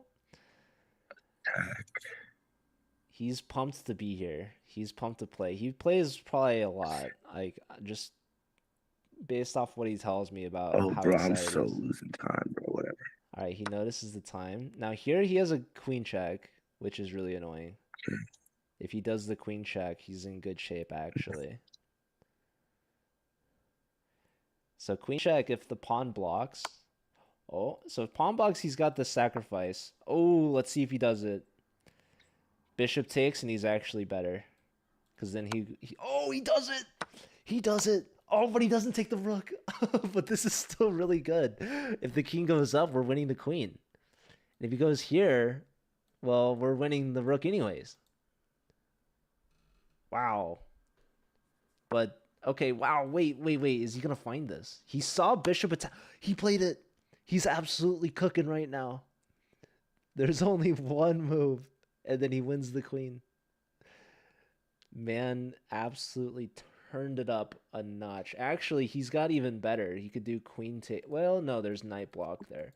So yeah, he could take, and then, this bishop's hanging too. He's in the zone. DO, looking for the KO. Why are all his pieces in like the same? Like, Let's see. I don't even know if he's seen the queens I hanging. think if I go here, he he didn't takes with take the the pawn. I queen. think there's He check. didn't take the mate, queen. If I hit this, Wait, he's not watching the Google Meet. Does he see me? nah, because he could take with the bishop. Oh my god, this is amazing. This is hilarious. This is hilarious. This is still a very aggressive move, by the way. Knight here is a blunder. F takes. This is a forced mate in 15. Does he see? Go here. Oh my god. I can take the rook, put him in check. Check. This allows king to Nothing can g8. take me. It's protected. This is still really good for him. He can take the bishop, but this allows perhaps a queen trade. But he should then take. If I take here, he should take this, because he's also gonna get the knight. If I take here, computer wants this check. I can move my rook up, and it's saying that black is better, but he is threatening mate. Oh, bruh, I can put him in checkmate if I move my He sees this, but he can get checked. If I move my queen up. Oh, it's mate in 2. King Bruh, here, only move, and then bishop here is up mate. here. Is he gonna find it? He might go for the rook. I don't know. There's an absolute roller coaster game right now. He goes in the corner. It's the only place he can go. He sees it. I move bishop here. He can't take it. Does he see the mate? Let's go. Let's go. Yo, what a wild checkmate. That was sick. Oh, I had 5 blunders. There was a lot of mistakes, bro. I'm gonna show you. Don't worry, we're gonna go over it. But this is super fun to watch. Let me invite you to this classroom real quick. Say less. All right, let's see. Do I have to leave like this play? You don't have to. Oh, no, You just no. accept the invite, yeah. I'm in. All right, dude. So let's go over this opening first and foremost. So normally, like, people will play pawn to e5, and then you can play knight f3 really easily, right? And just attack that pawn. But people do weird things sometimes. So he changes the opening up, right? He's just immediately attacking your pawn, and then you stuck to like the normal thing. But the problem that is, threw me off. Yeah, It yeah, threw me off. exactly. So I totally get where you're coming from. Now, in response to a move like this is called Alyekin's defense, basically. You can play e5 and just attack the knight. You can also develop your knight and defend the pawn. That's probably what I should have done. So yeah, one of these two, probably the most standard responses to this sort of move. So you give up the pawn. Now this is kind of interesting, because like you're just down a pawn, but he's had to move his knight twice. You attack the knight, he just goes back, and now you push the pawn again. So probably better is to just push the pawn to d4, and then you can try to kick the knight away later, right? Because we kind of lose a move when we move the pawn twice. Losing tempo. Yeah. I do like that you moved it a second time, though, because we free up this square for our bishop, right? That's why I'm not a big fan of d3 right away, because we're just blocking the bishop, right? Okay. So another idea is you could play like bishop out and then play d3. But the problem is we got to watch out for this like pawn push. So it's kind of annoying. But okay. Bring the knight out. And now, yeah, walk me through this idea here. What was knight takes? I was tripping. I ain't gonna lie. I just wanted to take something, man. I just got greedy. Okay. All right. So yeah, probably we don't want to do these sort of sacrifices, right? Because Yeah, yeah. knight for the pawn's not worth it. So we get one check Nah. in, but he just blocks, and now we have to bring the bishop back. So essentially, you're playing down a piece, right? Uh, so okay, I like that you castled, and now he's playing aggressive. This is an aggressive move because he only has one defender and you have two attackers, Yeah. right? So this is a gambit from him. He's giving up this pawn and you're attacking the knight. So instead, what he could have done is just played calmly e6, get the bishop out, and then castle, right? Yeah. But instead, he's playing with risk. So you take, he goes here, and you got to see that he's attacking this twice. I love actually the move you played, but I think you missed the reason. So you could have defended the pawn and then played h3 later, but you play h3 right now, and this is actually a kind of a trap that you're setting. He takes, and now what do you notice about his king? Oh, bro, I could have pinned him with my Yeah, rook to F exactly. E1. Yeah, so this would have been a fun way for you to win the piece back, right? So Mm, so let's say we play rook e1, and hmm. now you're attacking it twice. It's only defended once, right? He could defend it with the bishop, for example. So how do we exactly win a piece back here? Do you see the finish? So, well, I see that I could take with my F knight and go to E5, and then I can take my rook after. But I feel like I lose material on that. So let's say he takes with his knight. Hmm. So you're right. We don't want to take with the rook because it's defended. So now what do we do? Take my C bishop to F4 or a pawn. What's better? Pawn because the C bishop defends the pawn as well as the rook. Yeah, we want to go with the pawn because if we go with our bishop, now he can defend with his pawn. Mm, And now if we take, then he just takes back and hmm. we just traded, right? But if we go with our pawn, he still can't move because he's pinned. And even if he plays a move like f6, well, we're winning in the knight for our pawn. So we get the piece back. And now we have the same tactic idea that we played in the game. Mm, So let's go back a step. He takes here, and now this is why this move to begin with is so risky. Because he's not just losing a pawn, but he's also opening up this file opposite his king. Like he hasn't castled yet, right? hmm, So hmm. this is the importance of castling. So even though you are down a piece, you're abiding by these opening principles of castling. And if you get the rook to the center and like he's not like developing properly, he's moving his knight. A lot of times he's opening up this. He hasn't castled, right? He's neglecting his bishop and his queen, so he hasn't castled either way. You don't take advantage. You could take right away too, and then play rook e1. Same idea. Uh, you attack the You know what queen was going now. through my head? What's up? I was like, I saw that he could take my knight on that square or my bishop, right? So I decided, hey, I'm gonna make him choose between his queen or, what I'm saying, take my pieces. That's Yeah. what I was thinking. So this is a tactic, actually. Your opponent, you were saying he could take one of these, but then you're gonna take the queen, right? Yeah. So you're saying this is kind of like a what's called an intermediate, like an intermezzo, is what it's called. Okay. Uh, so it's also like in English, it's an in between move, sort of, in a way. Now the problem with this is that he can simply block like he does in the game and just attack your bishop. So you got to move again. Mhm.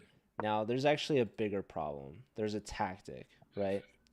So let's say he does take your bishop. Now you take the queen, right? Yeah. So that's really good. But what happens if he takes your knight?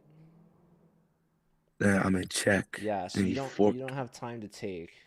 So yeah, Mm, takes here, you're in check now, right? So yeah, we can't take the queen because then we lose our king. So how do we get out of check? I have to. Oh, I can use take with my queen. Yeah, but now what do you notice about your bishop? It's unprotected, Yeah, and bro's just gonna take it with his queen. exactly. So see how our bishop is defended by the knight? Hmm. He can take our knight with check.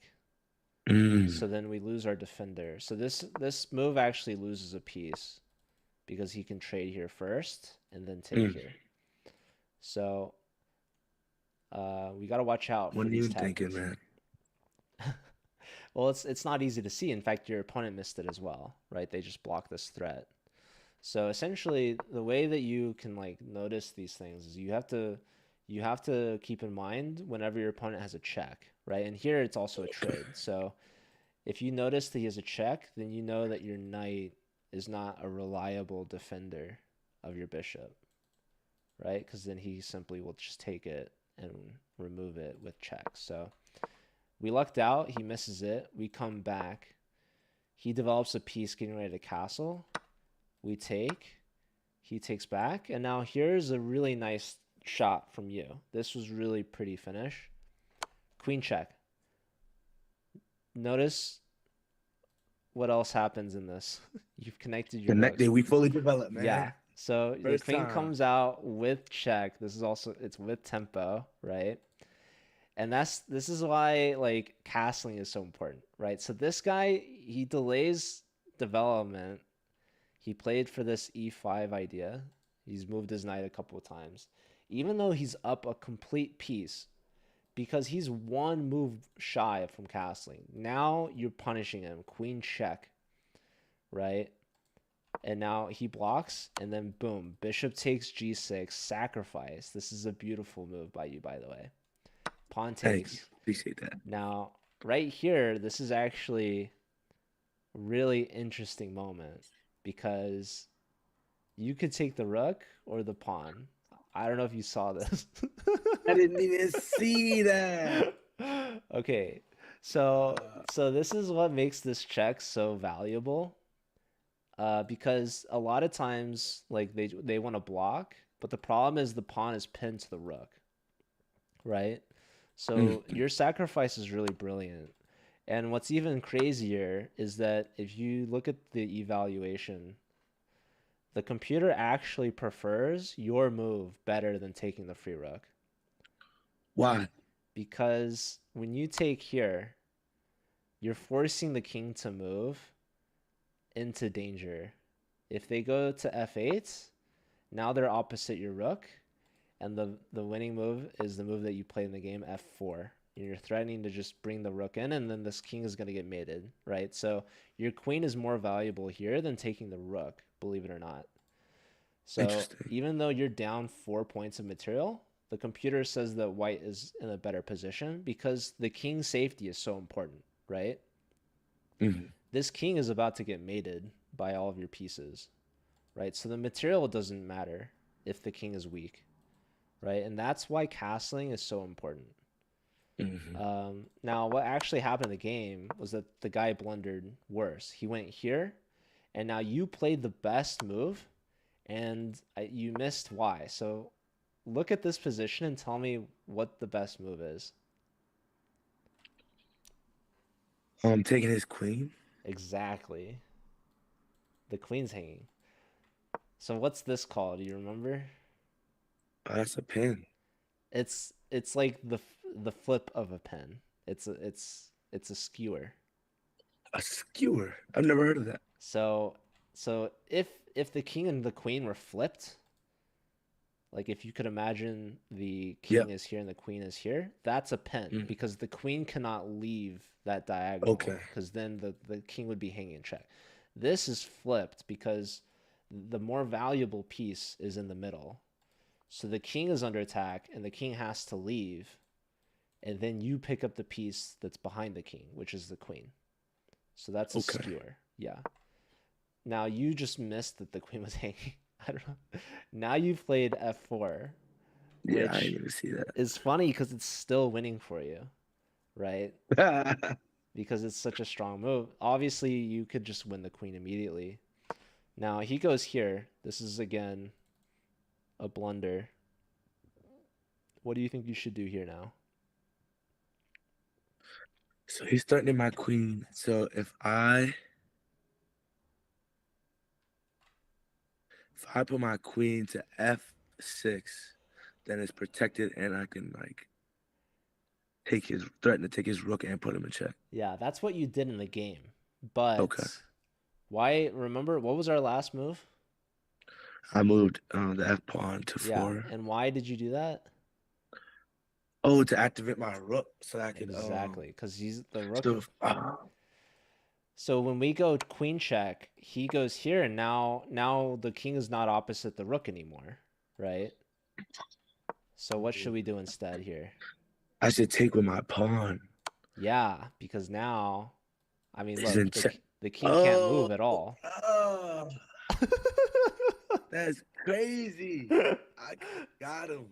So he has to block with one of these two pieces on f5, and it's just completely, I mean, no matter what he blocks with, you're just going to take with the rook, I'm saying. right? If he blocks with the knight, I mean, you could just take the queen. Mhm. If he blocks like this, rook takes. And notice, again, still, the king has no moves, so he has to take with the knight. And now you could take the queen, but best you just take the knight with check. The king's got to move somewhere. And then you can, I mean, it's crazy. The computer's saying king e8.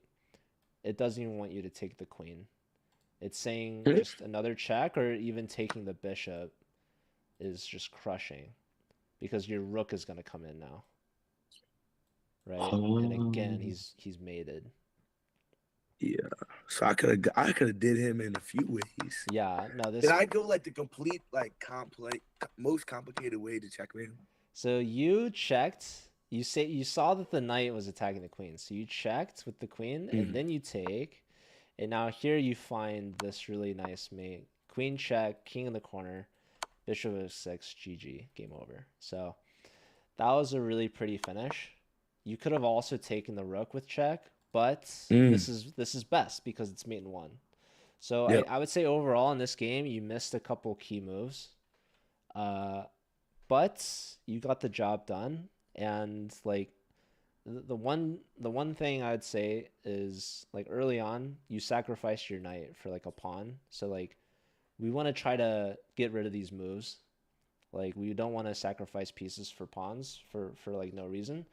But Yeah. you really like crushed him. Once you found this queen check, now this sacrifice is very like valuable. This is like a huge like cuz when you just take a pawn in the center and it doesn't lead to something, then it's like we're just down a piece. But when you take a pawn for a piece like this, and you see you have all these attacks with the bishop, with the pawn and the rook now entering the equation, this is an attack that's going to lead to a checkmate or something, right? So this was really really awesome finish by you. Appreciate that, man. Yeah, and then you found these key checks. So beautiful finish. But Hmm. yeah, we're I at feel like my opening needs a lot of work, but my mid game is like, all right. yeah, that makes sense. Um, so yeah, just keep an eye out for like in the first game you blocked the wrong way. I think you Mm. let them take. So and like even in this game, like the very first move, right? You just kind of give up this pawn. So sometimes Yeah. just like pausing and thinking like what's being under attacked and by what will help you, even if it costs you like an extra second or two. If you're just like, okay, let me, like, I wasn't expecting this knight move, right? So what's different about this? What's he doing? Okay, he's attacking my pawn. Well, he didn't play e5, so now I can push e5 and attack him, right? And now I can just continue developing pieces normally, right? Something normal. Hmm. Or you could even, develop and attack things. And like this is pretty common. You can castle already. You can play d4 again. But anyways, yeah, we're like at the top of the hour. Are you You like still in the mood to play? Let's go for one more, man. One Let's do more? it. All right. I'm down. Yo, shout out Planet Let me Chess see. Club. Good to see you. How are you? All right, there we go. And is it like a preference, like here you play E or D4 first? I personally like E4, but Oh, E4 and D4 are the two most popular openings. Workin' and lurkin', beautiful. So okay, he's already um, confused because the queen came out. I muted myself so he can't hear me because I don't want to distract him too much. so if I go, But he already has alarm bells going off in his head. bruh, He should just I ain't gonna develop lie, normally. Yeah, this is perfect. This is aggressive that for just threw sure. me off so bad. He could do D5. Um,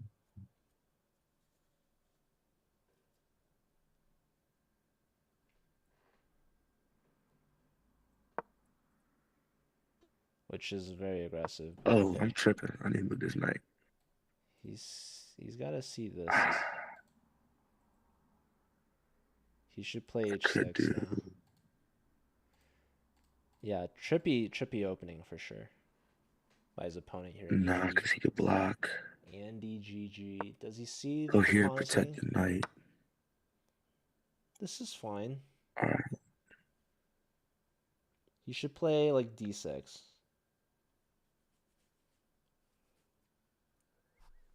I And go. this is also really frustrating for me when I play against players that are like bringing the queen out early, plus stuff like this, because My like time management is abysmal.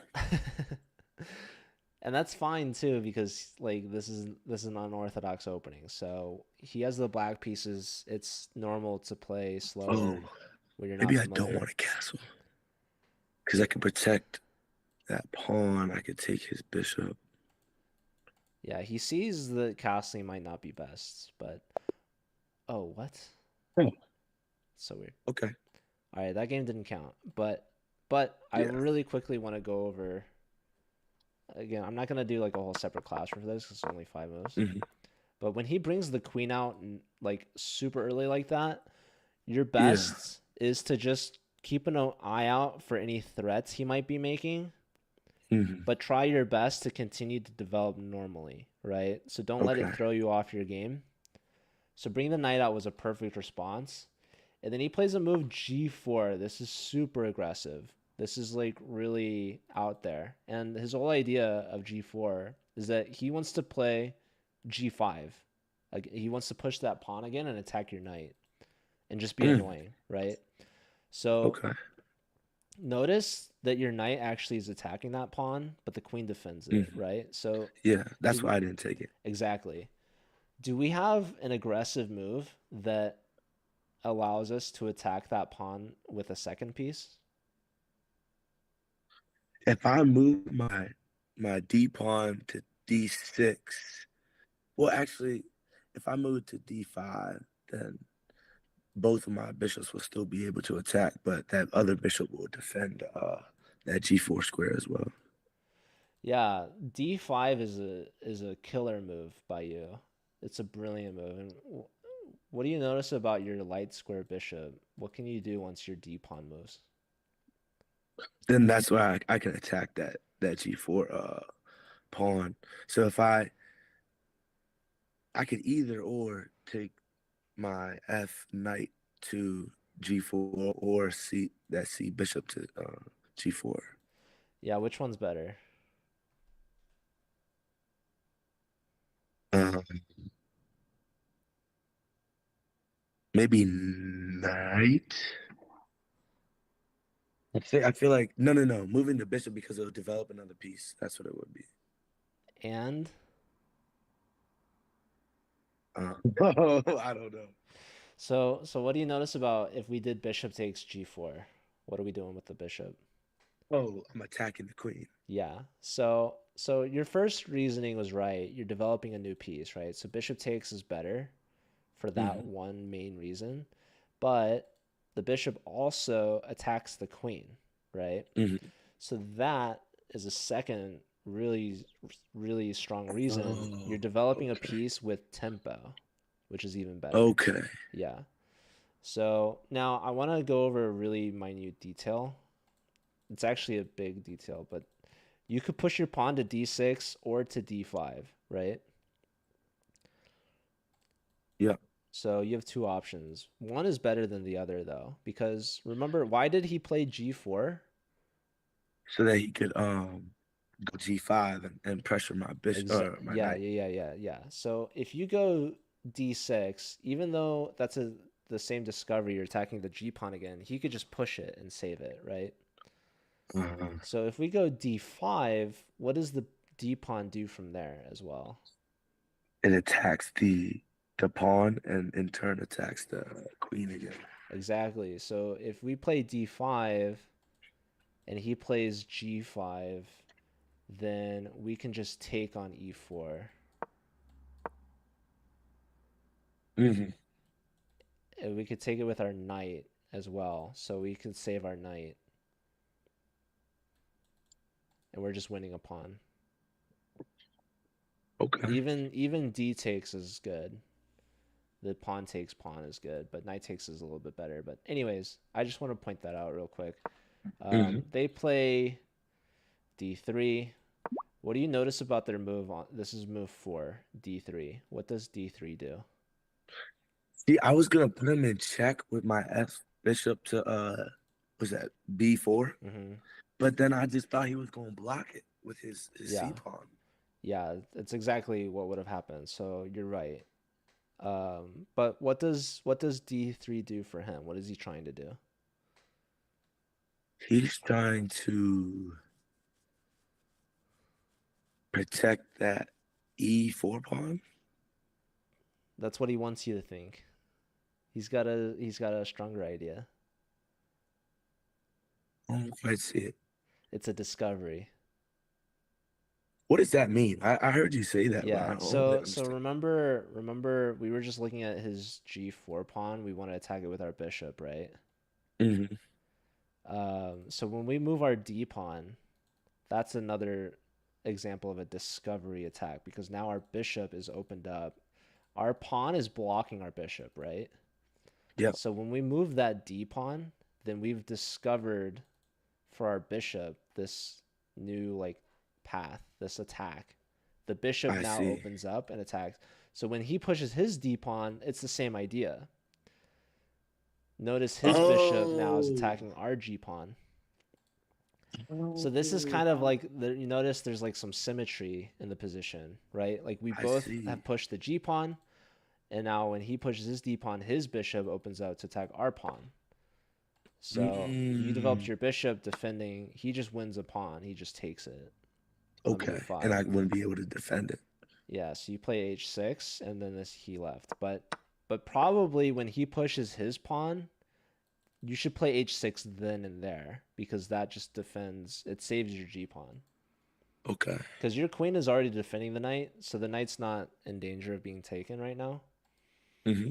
But like yeah, better than g. Like you play g5 to stop him from playing g5, but yeah, you could have played maybe a little bit more aggressive, like d5. But okay. Anyways, it was a really short game. Um, Not for real. I'm about to start. all right, you're on to the next one. Yeah. Cool. Oh Lord. See you, Okay. Jesse. Thanks for being here. So So actually, e4 I'll be a bit g6. more aggressive instead of defending. And then I'll go here. d4. Mid control. He's got it. All right, so opponent's attacking the center. If I take, I'm threatening his knight as well. Then I threaten his queen.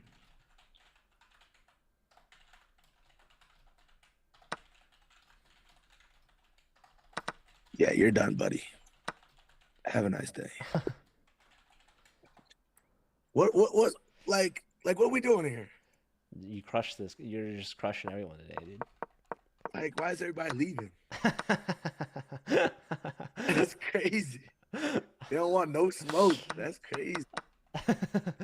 No, this guy, he just blundered his queen, man, in less than 10 moves. I honestly don't have like anything to say about this. Like, there's really nothing you could have improved on. The game said 100% accuracy. That's quite ridiculous. That's just perfection, dude. That's Nah. No, you can't get better than that. I mean, I guess we just gotta play another one, though, man. We gotta go again. We gotta go again. Like, I gotta get a game in me. All right, let's see it. Minute. Let's go.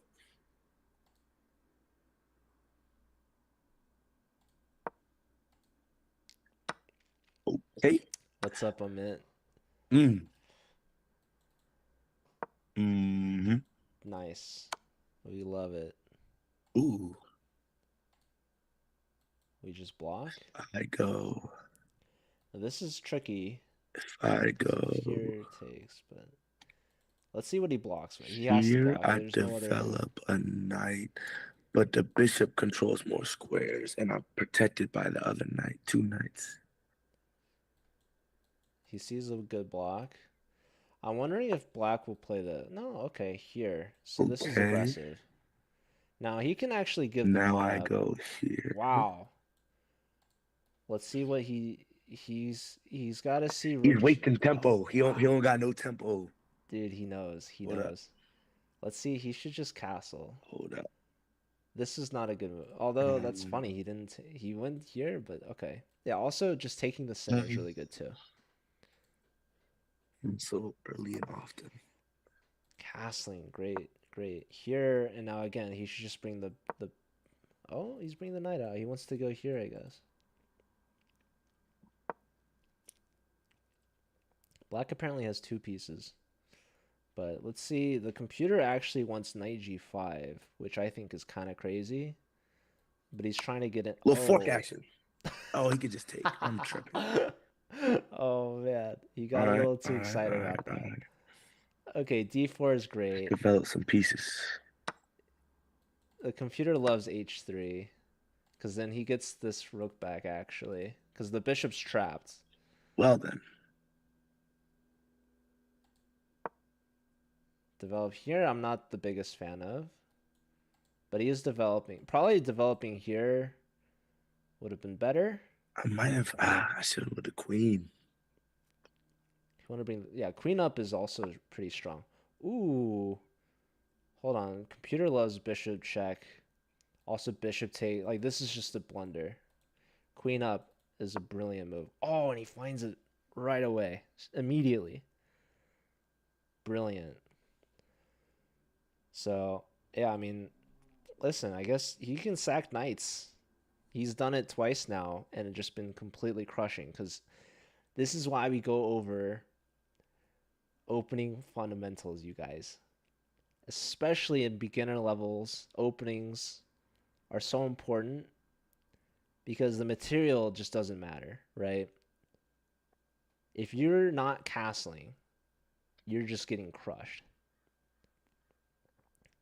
That's my takeaway for the, and I'll tell him I'm muted right now. So, anyways, the computer loves this check.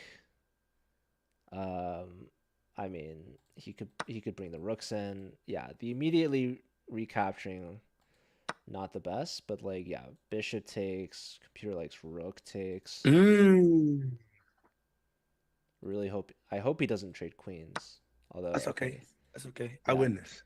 He knows. Let's see. I hope he's... Oh my god, this is hanging with check. Ooh. That's hanging still. He really should take the queen. That's okay. That's what I was trying to do anyway. Castle, I'm assuming, but probably they should save the queen. Okay, so they save the... Now he can take this. He really should take... activate. No, don't let him slip away. Yes. Black up on the check. Yes. This is I like that genius. move. I like that.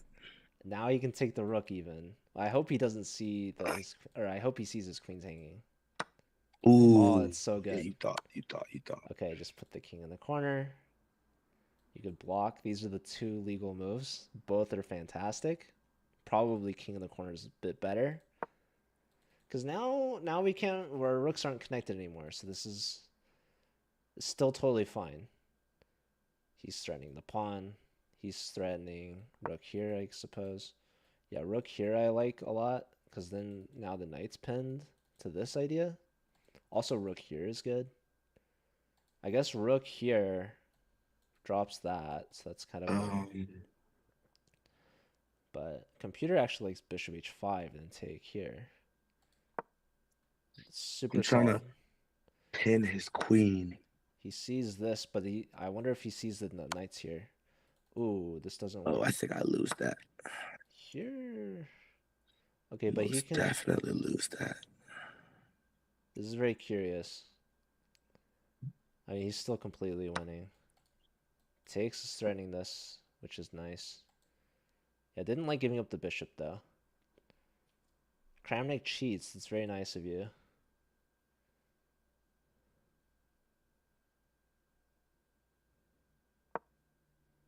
Okay, he's forked. But he has a check. Okay. The computer really likes rook e5, which is absolutely mind-boggling of a move. Definitely not going to be found. But it threatens mate in 1. And if they take... I mean, honestly, I don't even know. Here, this is kind of wild. Okay. This is a wild the fork. rook with the queen. This is actually... I mean... Yeah, I think that's my only move. One of them's gonna die. It's cool. Actually, he had a skewer, which is kind of funny. But let's see. He should just take the knight. The computer actually likes queen h5, which is still funny to me for whatever reason, I guess. I guess it comes with this. But yeah, just taking this is cleanest. So he's up a rook. He could still blunder, so we'll see. He should move the king. There's nothing else, which he does. Nice and easy. And let's How do see. I checkmate this guy? Yeah, he's got his mind in the right place. Probably rook check. So Computer likes queen d3 to cut the king off from going here. So queen d3 is best. This is force mate in 5. Queen there. g4 is force mate. He finds the best move. So now it's mate in 4. Protect king goes to e6. No, but now there's rook takes pawn. This is mate in 3. It also saying queen to g3 is mate in 9. But you should see at least one of these two. Oh, he's low on time. He's got 40 seconds. He can't find the mate. Okay, he's played it's mate in 2 now. Make a decision. It's mate in 2. I don't even see it. And I think now it's mate in 1. Queen takes. Not the he might find rook takes. No, he found the mate. Okay, there we go. Dude, that was sick. Took me a second. It took me a second. Yeah, you got it with less than 30 seconds on the clock, dude. You found the best. Honestly, you found the best mating sequence, which like would not have even been easy for me. But this was a brilliant, another brilliant. You had another knight sacrifice. Hold on, we're gonna invite you back to the classroom for this. Bet. I'm not gonna lie, like I was just in the flow right there. Like he got me like stumped a few times, but I felt like I was able to see the board better that time. Yeah, you've been playing some great games today.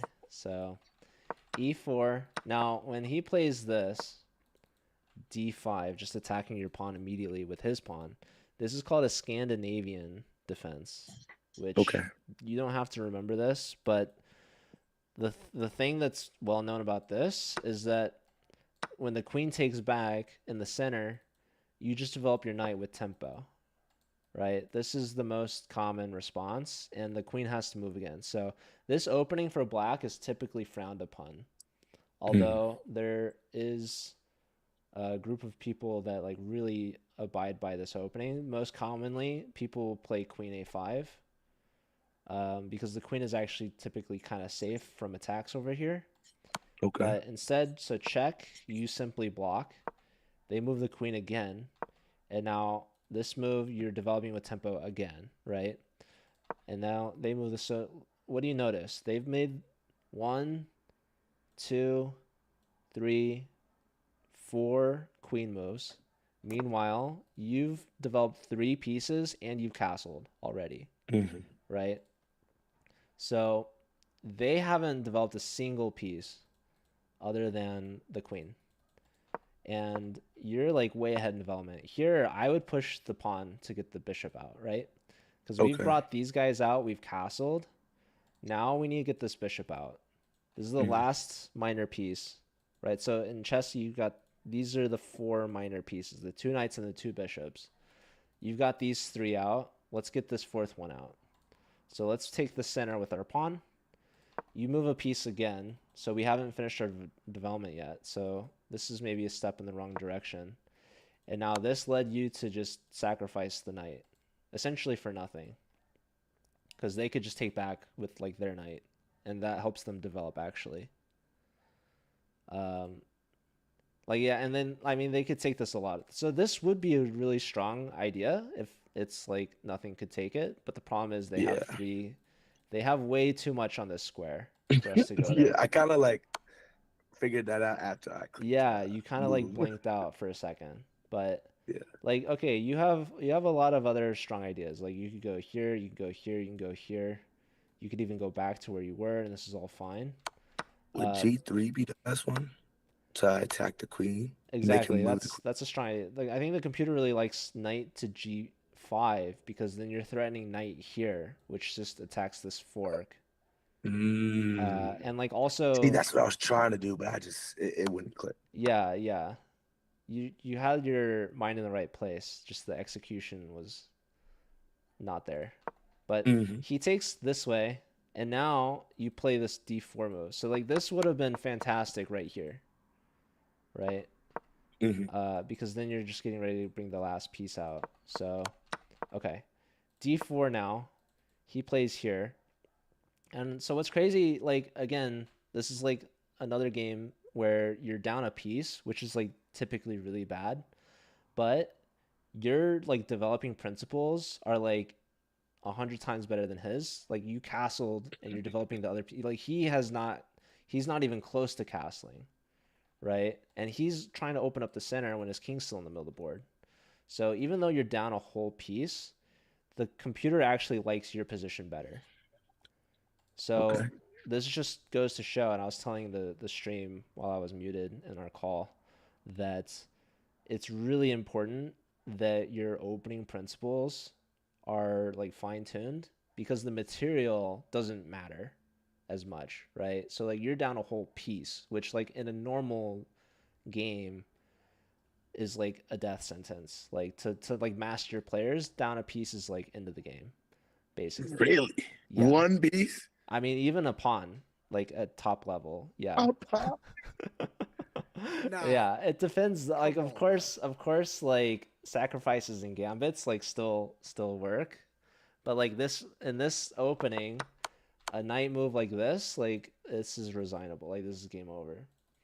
Okay. But like your opponent just doesn't know how to play properly, right? So there's no way they can like really punish this. So like I always recommend to beginner players never resign because people always blunder. They always make mistakes, right? Okay. So, and especially like for you here, even though you're down a piece, the computer actually likes your position better because your development is so good. So like here, for example, Queen D5 is already a fork.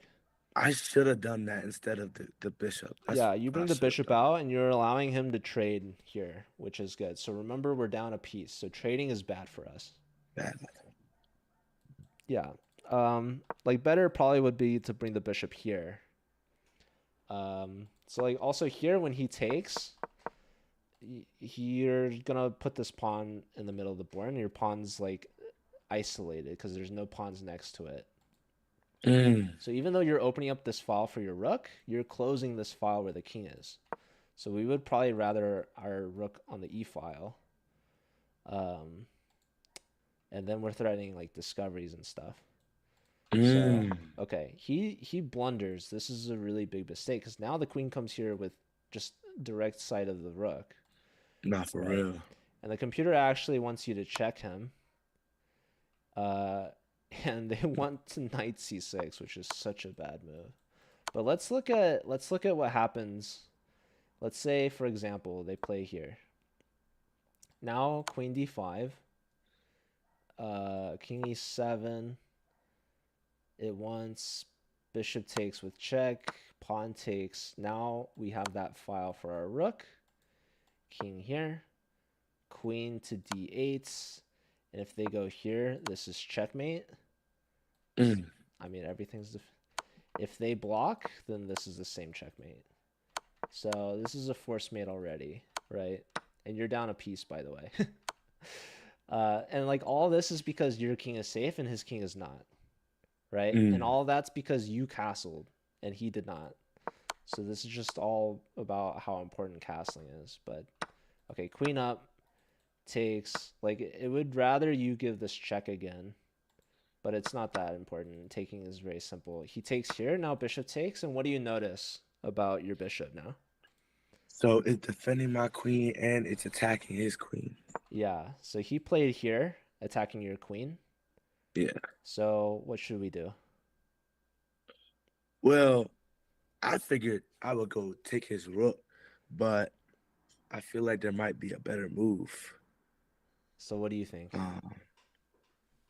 I mean, but I'm down a piece though, so I don't want to trade queens. So Well, that's why I wouldn't. so if you take his queen, would he take your queen? Oh, I put him in check. Oh, I'm tripping. Yeah. Yeah, so I didn't even this see works that. because it's with check, yeah.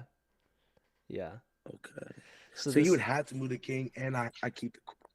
then Come you on, can take bro. the rook. Lock it. Yeah, so you can get the best. Okay. This is like having your cake and eating it too.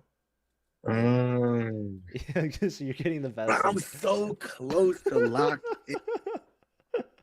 It's over. If any Turk watching this, but it's over for you when I get my.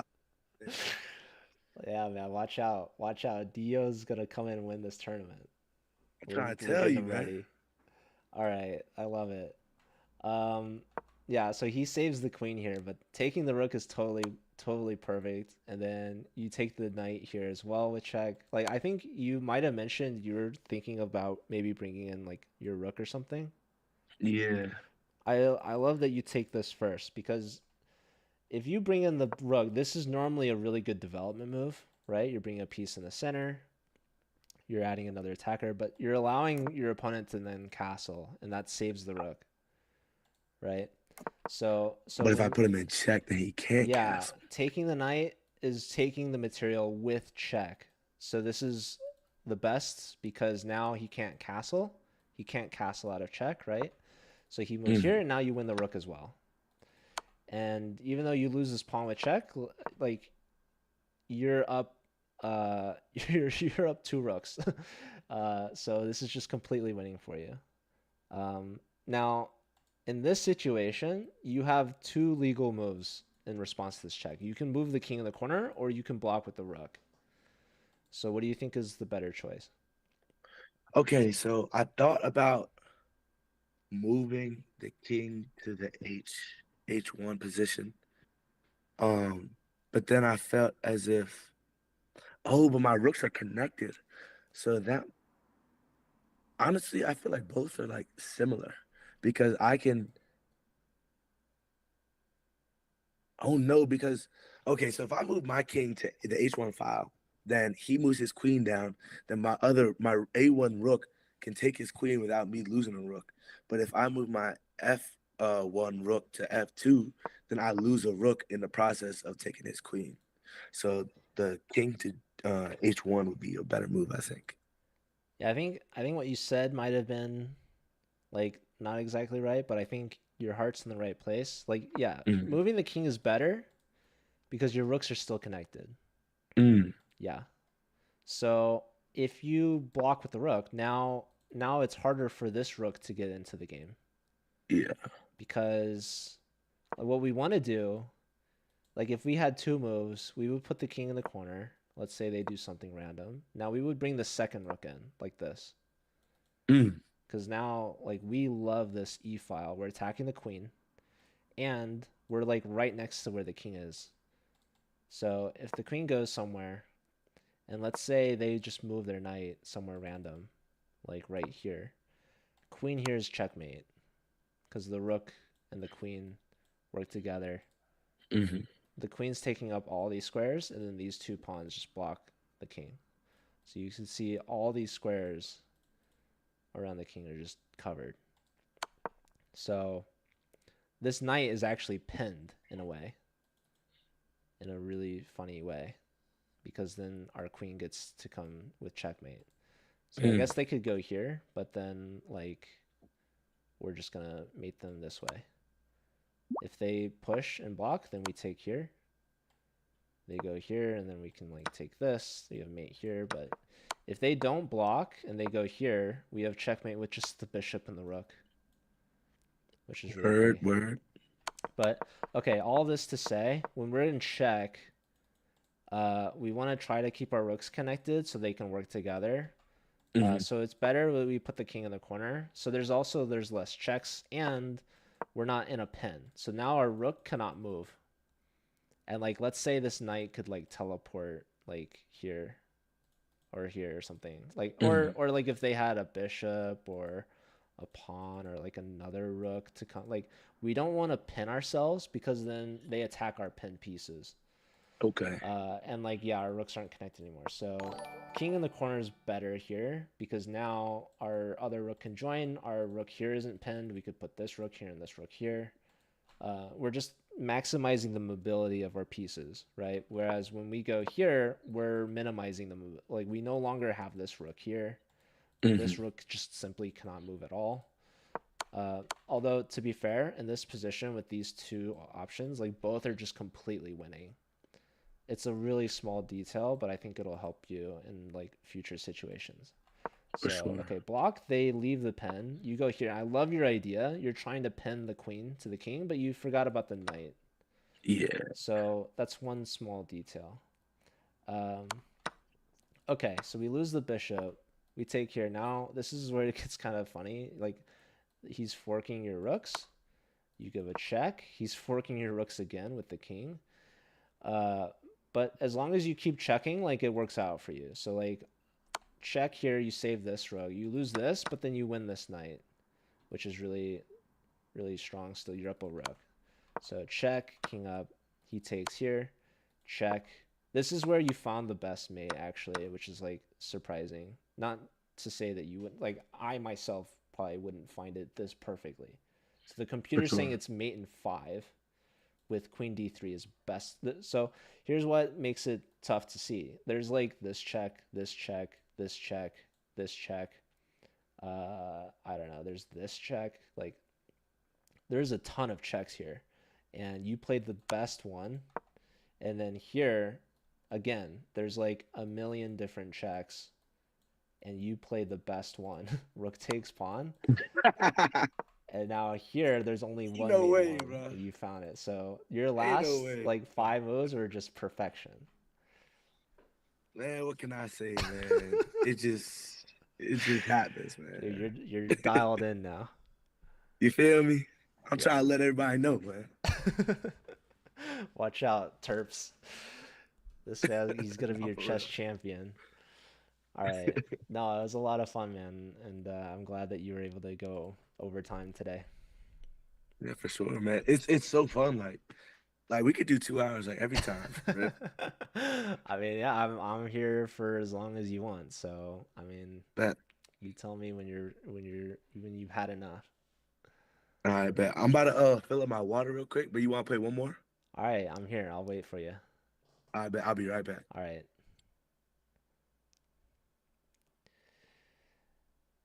This man's cooking today. He's zoned in.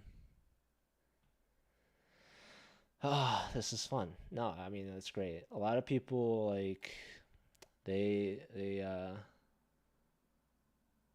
they'll just kind of, all right, sign me up. Let's do the thing. Let's get it over with. Like maybe not that interested in the lessons or whatever, but no, DO, he's in it to win it. He loves chess. You can feel it. Thank you, Deadner. Appreciate that. He's at 800 elo potential. No, he's got like over 1,000. I mean, depends. I feel like he's gonna be a guy that's like sticks to it. I feel like he enjoys playing just for fun. Um, he's still a young guy, and yeah, I mean, I assume he'll keep playing after the tournament because some of the players sometimes they'll just play just to play for the event, and then once the event's over, it's like, all right, that was fun, that was cool. Maybe not so much time into it. Like I've coached a lot of other players, kind of similar, but I think that's what's so cool about chess is you find these fans of the game that just are hooked for life, basically. So speaking of which, thanks Life Game for the follow.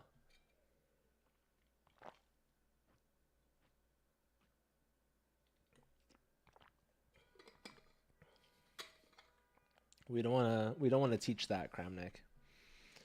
But yeah, Kufwick, glad that you're learning something. Appreciate it. Thanks for being here.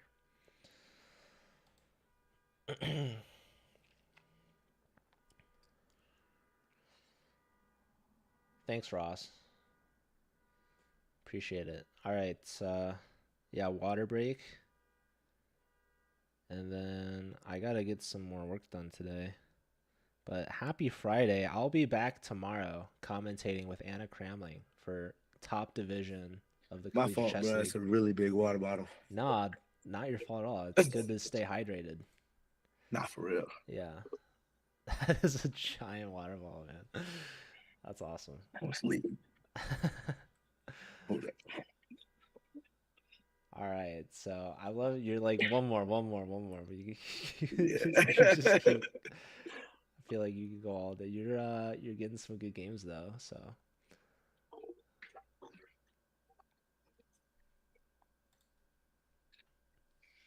My bad. I was feeding for that drink, man. Let's go. We locked. All right. Yeah. Also, like talking on a call, you like your mouth dries out more. I feel. Not for real. Yeah, it's the same with like streaming. A little nervous energy, maybe. Maybe. Let's go. Oh, there's upcoming tournaments. There's always Are tournaments these like, online. are they like free for everybody? Yeah. So you have to be greater than 11.99. It Yeah, depends. I So am not 11.99. there are a ton of different tournaments all the time online. Most of them, like you just join whenever. Some of them they'll have certain requirements, and some of them Yeah. have prizes even actually. Like what? Typically, it's like the like membership prize. Some of them have like cash prizes. Um, Word? yeah, some tournaments they'll want you to like pay to join, although it's pretty rare online. Yep. Is it more common for you to win just like a subscription? Yeah. Jeez, I might have to join up on one of them. My bad. I'm plugging in my laptop. No, you're It's about good, to dude. die. You already have the full diamond, I think, because of this event. So you have the full membership, yeah. Is that for just like a limited time, maybe? I'm not sure, but I can look into it and I can message you about it later. But appreciate that. Yeah. Full, So we plugged in, ready to go. with the full diamond membership, you get like unlimited puzzles, you get game review, there's like even lessons on chess.com that you can look over. I was doing the lessons. I'm on like the checkmate lessons. I think that's why it's so like fresh in Nice. my mind. Love that. Yeah, definitely Okay. recommend the puzzles as well. And that's probably what we'll Okay. go over. But anyways, I'll leave you to it. Appreciate that. So he's attacking, so I'm attacking. Or defending, excuse me. All right, he sees that. Yeah, this is the 4 knights game here. Let's get this bishop out. Ooh, never mind. All right. Actually, I take That's that back. course of action. I think 4 knights is against e4, e5. This is a d4, d5 with 4 knights, but we see e4 from the opponent, and he takes Gerber with the sub. Let's go. Yeah, I mean, the layout, literally, I just, like, shoved a board over 2 cameras. That's what the layout is. Okay, bud. We can do that. Wait, his knight's It's the just queen. there. I take my queen. Wait. Oh, no, his... Or Okay. we can... Yeah, no, this is good. What did the computer want? It wanted to take here and then take here, I think. Is that right? I go... And then knight d5. Wait, what? Do I go queen? No, he's going to take Never that. mind. The computer didn't like this so much. The frame claims aren't true. I mean, that's the thing, though, is I don't have a frame. Make him go backwards, I guess. Who do you think I am, Gerbs, to have a frame? If not, I'm going to put him in check. Also, it's tough when he... Oh, bro, I'm tripping. Dude, they're playing these moves fast, huh?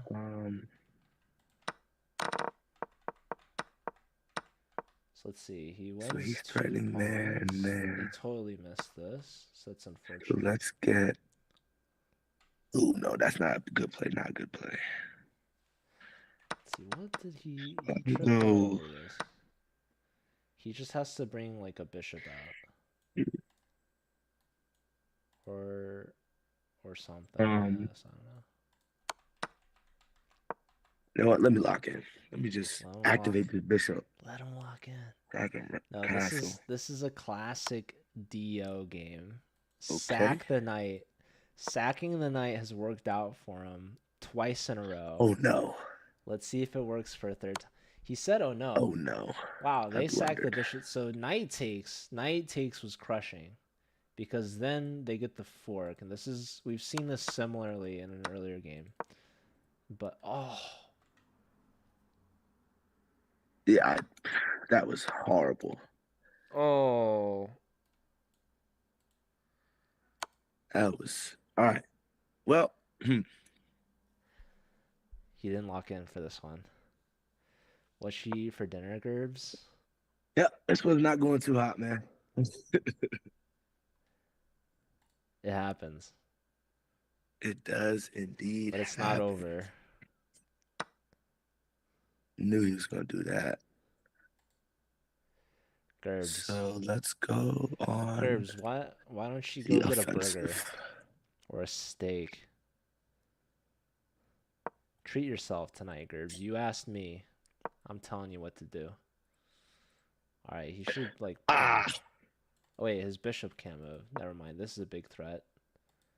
Bishop takes, also pretty good. He gave me the work today. Come on now. They get my dark square bishop out of there.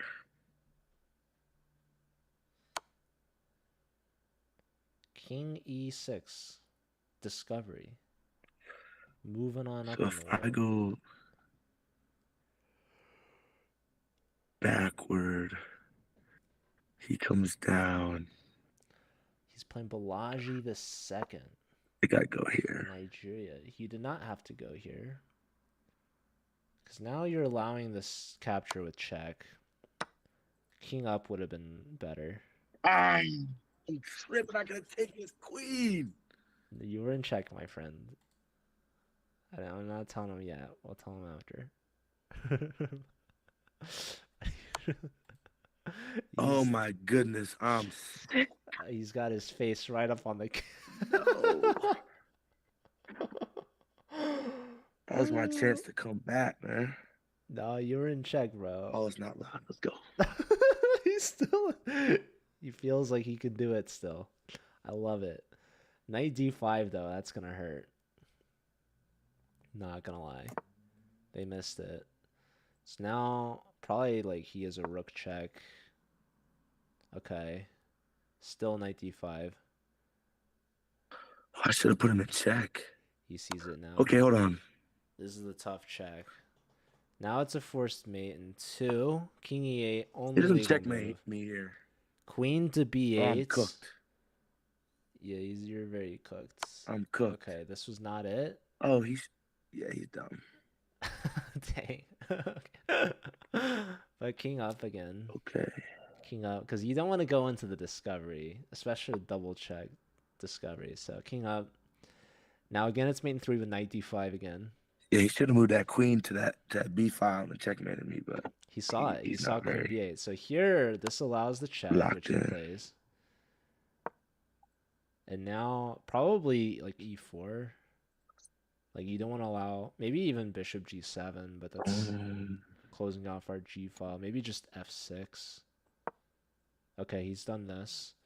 Computer, again, it's mate in 3. With if he does the knight check with the queen b8 is mate in 2.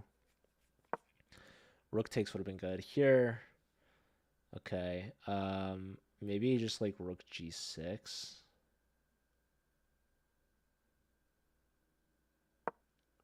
No. It's tough, man. I mean, bishop pair is strong, but yeah, unfortunately his king is too weak. So queen b8 is this mate. Yeah, that's checkmate right there. He sees it If he too. moves his queen down. Knight f6 is also mate in 2. Interestingly. Knight Philly f6 won't miss with it queen twice. d6. Wow, he missed it He's twice. gonna take the bishop, but queen d6 is mate in 1. Wait, sorry, queen d6 is mate in 2 because there's king d8. Takes here, which is really good. This guy just rook d7 was mate in 1. Yeah, but yeah, this is tough when you're losing to players you see have better moves. But I mean, he played, I guess, too quick in the opening here. So here, like, he should play bishop check. Or computer technically likes bishop e7 best. So the king can run f8, I guess, but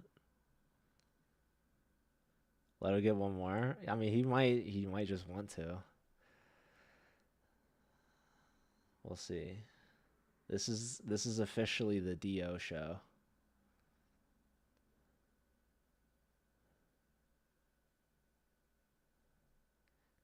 You can tell he wants to. Might have to sacrifice just to get out of this position, man. Oh, but if he takes, I can't even go there. Oh, he's got another bishop check. Let's see if he does it. There's like, unfortunately, just not any real way to come back here. I mean, this is horrible. I can't do anything. Could he blunder mates? No. This is mate in 1. I guess you could stalemate. You could stalemate.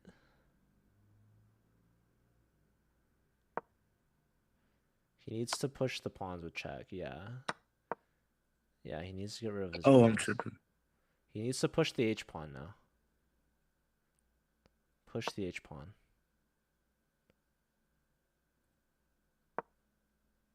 Push your pawns. It's mate in 2. Queen g5. Queen g7. Yeah. Or queen h5.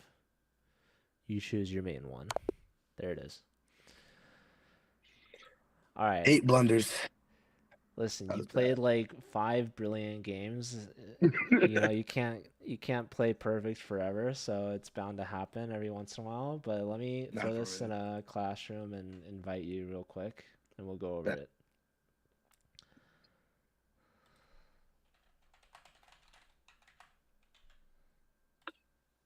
All right, just sent it.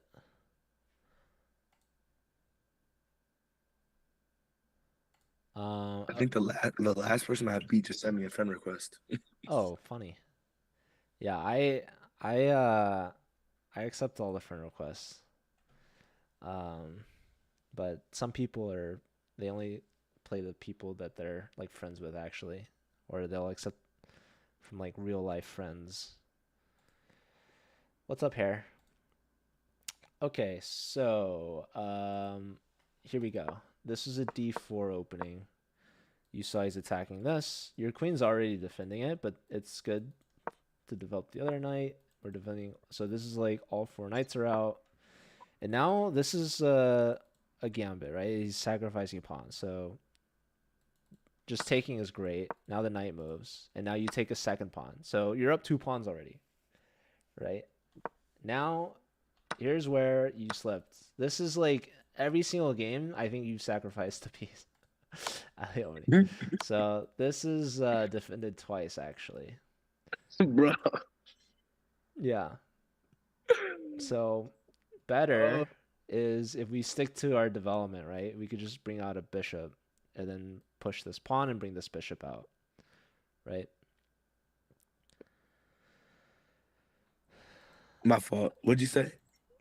Better here is to develop, just continue our opening principles, right? Develop the bishop, push our e-pawn and bring their other bishop out and try to get castled, right? So, like, okay, it's tough because right here, you take a pawn and then you take another pawn. Like, these technically are not development moves, but they're good moves because we're just taking free material, right? Which is good. Okay. Now, here, again, we take, which is good, but this is where we got to stop taking because we just have to see that it's defended, right? Yeah. And, like, taking here is good because if we don't take here, then they can take us. So then we would lose material. So, like, these kind of trades are good, and, like, these are, like, oftentimes it's priority over our, like, normal development moves, although like you could develop here, but okay, this, I like this a lot.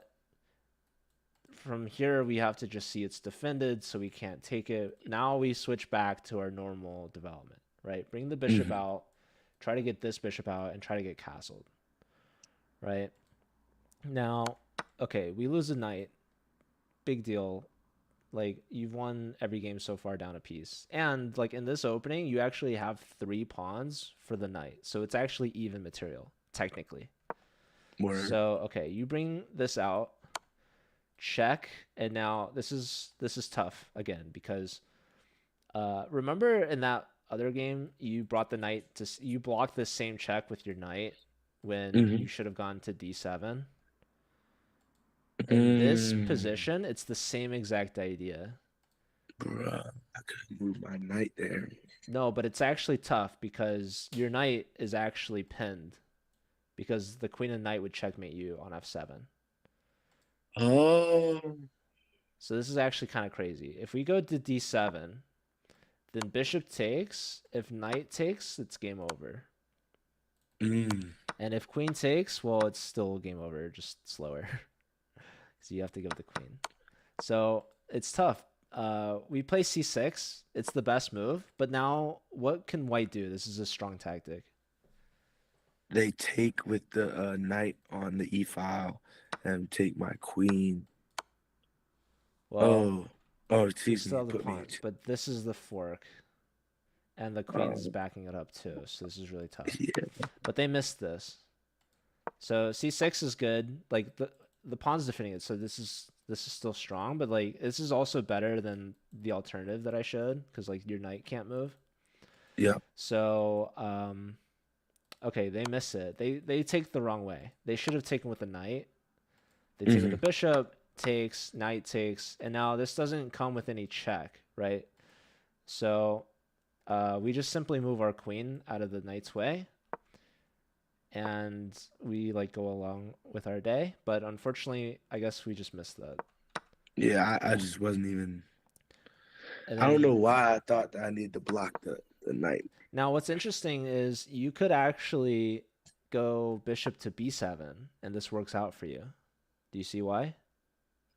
Oh, so we trade queens if he takes mine. Yeah. So remember what this is called? That is a pin right there. So yeah, it's a pin, it's a trade too. So they can take and now we take. And now this is hanging and this is hanging. And what's funny is they can actually castle. But then, okay, bishop check is actually crushing. But okay, they could just go bishop here, and if we take their knight, they take our bishop. But this is still good for us, right? Mm-hmm. Okay, we missed our queen was hanging, and honestly, that's what it comes down to, is that our queen was hanging, right? And then like here, Mm-hmm. like we got to take with the rook, because notice, like if we put the bishop here, the knight's pinned.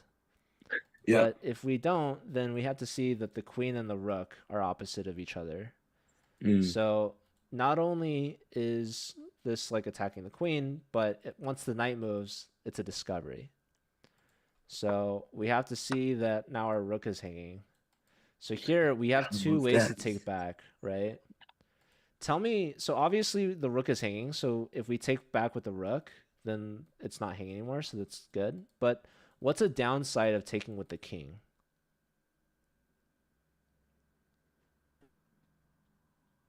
Oh, I can't castle anymore because I Exactly. moved my king. Exactly. So taking with the king is always going to be a lower Bad. priority. Like we would prioritize taking with anything else. So king move is last resort.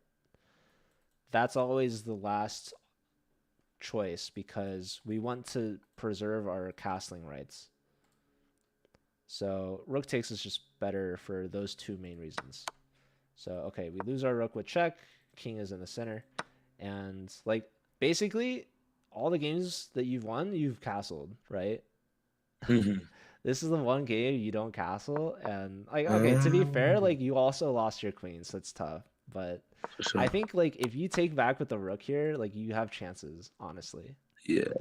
Like if you beat the bishop out, you castle, like you still have a game at least. But after this, like now see your bishop can't come out. Uh, life's just And that's difficult. what screwed me. I was trying to get that bishop out for so many moves, I just couldn't Yeah. move it because I So moved that okay, king. after this check, you have a couple. You have to move the king. You have essentially three choices, right? So I think moving to, I want to say either moving up. Oh, Lord. Because if I go to E, then my bishop can come out. Or if he takes my bishop, then I can take my rook. But if I go to E6 and he takes my, oh, I could still take my rook if he takes. So either one, I feel like. you went to D8, which I think is the worst of all the options Mm, because notice how your last move you're attacking the bishop, right? yeah. Now he gives you a check. This is like an intermediate move, an intermezzo, in betweener. So like you cannot take the bishop because you're in check. But notice Yeah. also your opposite. The check is off. So when you move the king, no matter where you're gonna move it, it's a discovery, right? So you want to go somewhere where you have two attacks, and he can only save one, right? When you go to D8, you allow him to get out of this first attack because he takes with check. Mm, And this is where you're freaking out. You're like, oh my God, I could have taken the queen. yeah. But you couldn't because you were in check. Yeah. Oh. So that's why you want to go to one of these two. Because Okay. now, if he takes the knight, now you do take the queen because you're not in check anymore. Mm, So essentially, when you're in check, okay. you want to put the king where you're going to get checked the least, Okay. right? Um, okay, so this would have been like a little bit more interesting. Now you can still definitely get checked on either of these squares. Like if you go here, you're gonna get like queen takes pawn is check, right? And you lose that pawn, which isn't great. And then also like he's gonna just take this now, and this is very annoying. Like your pawn structure is bad. Like you're pinned. Hmm. Like so. I mean, no matter where you go, it's tough. But like this is definitely like allowing that trade. So you're making life for your opponent easier. King e6 is your best because you defend the pawn and you're getting out of this check, but you're still getting Mm, checked. Like queen c4 check, there's queen here check. But like here now yeah. you can bring the bishop out and now you can like bring the rook out somewhere But like life is still very difficult for you because like all they have to do is just castle, and now like this is going to be game over. Like they could just take here first as well and then castle. Like yeah, it's very difficult to survive once you're down the queen, and the rook too, on top of that. But okay, um, let's see, check. Yeah, like again, you had this check, and then trying to get the bishop out. Like it's tough, right? Like I would say just this opening, you just missed. You missed a couple of things. You played too quick, I guess. But Hmm. but it happens, and that's why in the tournament, it's a best of four, right? So like you could throw a game horribly, but you still have three more games to play, right? So like Not for real. don't sweat it too much. You don't have to be perfect every game. You just have to be the better player in the long run, which I think like if you just stick to the opening principles, if you're out of the opening and you get yourself castled, I think you like you said, your middle game is really good. So you just got to keep an eye out uh, for the tactics early on, and don't get your king trapped in the center. And like, yeah, losing the queen's obviously tough. But anyways, Yeah. all right. How do you feel? I feel a little bit better than when I started. I mean, Like I feel like I can understand yeah, a bit more like the fundamentals better. yeah. I'm glad we started with a fully developed like lesson at the start, and then go into the games. And I think your games were you've obviously gotten more wins than losses, but ultimately when we review them, I think where you learn the most is where you're like missing moves, and I point them out to you, right? Hmm. So, um, I think a lot of the mistakes, it's like you're missing certain attacks, or you're not like seeing, okay, your queen is hanging, or like, okay, your knight can't take this pawn because it's defended. Like those are really simple things that you can correct for. Um, you just have to like ask yourself, like, okay, what's this piece doing here? Like, is it attacking anything? Um, and if you just take a second, you can figure it out. Um, but otherwise, like for the most part, your opponents, you've been playing better, like positionally. Like even if you lose a piece, you're still crushing them because you castled and they haven't, right? In this Hmm. position, see, you're the one that hasn't castled and they have, and then Hmm. you're the one that's like on the receiving end. So For sure. if we can fine tune that, I think you're gonna have a much better time. Like, Yeah, I'm excited, man. I'm so awesome. excited. I think it's in 2 weeks, right? Not this Wednesday, the next Wednesday. Something like that. Let me Something like check. that. 2 or 3 weeks. It's next month for sure. I think Um, it's Wednesday the 13th. okay, cool. Um, so yeah. Also, like, I would say your one loss here is also just a good takeaway, right? Because like Hmm. any mistakes you make, like win or lose, it's a learning opportunity. So I think that as long as you're learning, and that's like another benefit of having the diamond membership is once you finish a game, there's a review button, or you can do like Hmm. analysis, and then like if I'm not helping you immediately after the game, you can just click review, and then chess.com will automatically tell you where your mistakes were, what was the better move, right? So you could do that on your own, but you can also just reach out to me whenever. I'm happy to go over it with you. So I guess I'll see you same time next week. For sure. I appreciate your time, Awesome. man. Yeah. It was All super right. fun. Yeah, I feel like you could do this all day. Yeah, man. Hey, I got my water. All I need Yeah. is my food. You feel me? We'll be Yeah. good. Yeah, you had the pancakes to start, but Not for real. I'm hungry again. I ain't gonna lie. I'm about to go yeah, get some. yeah. I mean, chess takes a lot of energy. A lot of brain power, Exactly. omega threes. You know what I'm saying? You gotta replenish those. Yeah, you're burning calories for sure. All right, dude. I'll let you go, but it's been a blast. For sure. I'll see you next Friday, man. All right. Yeah. Or sooner. Just hit me up whenever you want. For sure. All right. Bet. I Good will. luck, dude. See ya. See you.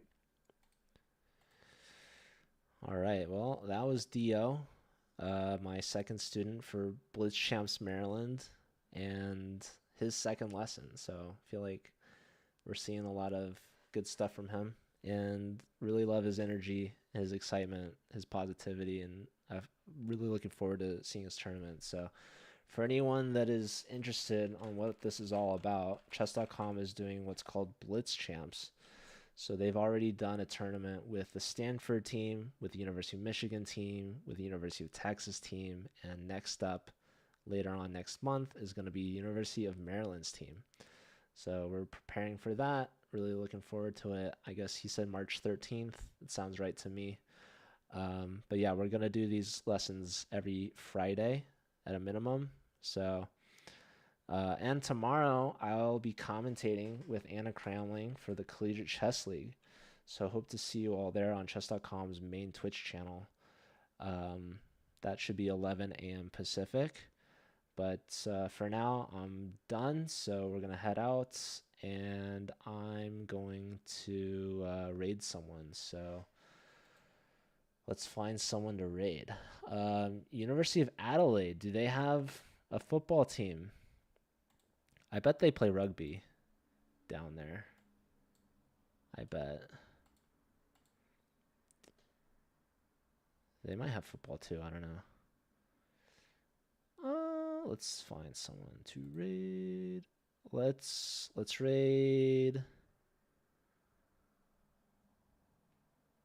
Let's raid Bean Dip. Aussie rules. Dead Nerve, thank you for being here. Don't raid. Alright, what do you want from me, Gerbs? I'll raid you. I know that's not what you said, but I'll be back later tomorrow. We're going to do our lesson with Sepper. So these lessons are a bit more geared for beginners.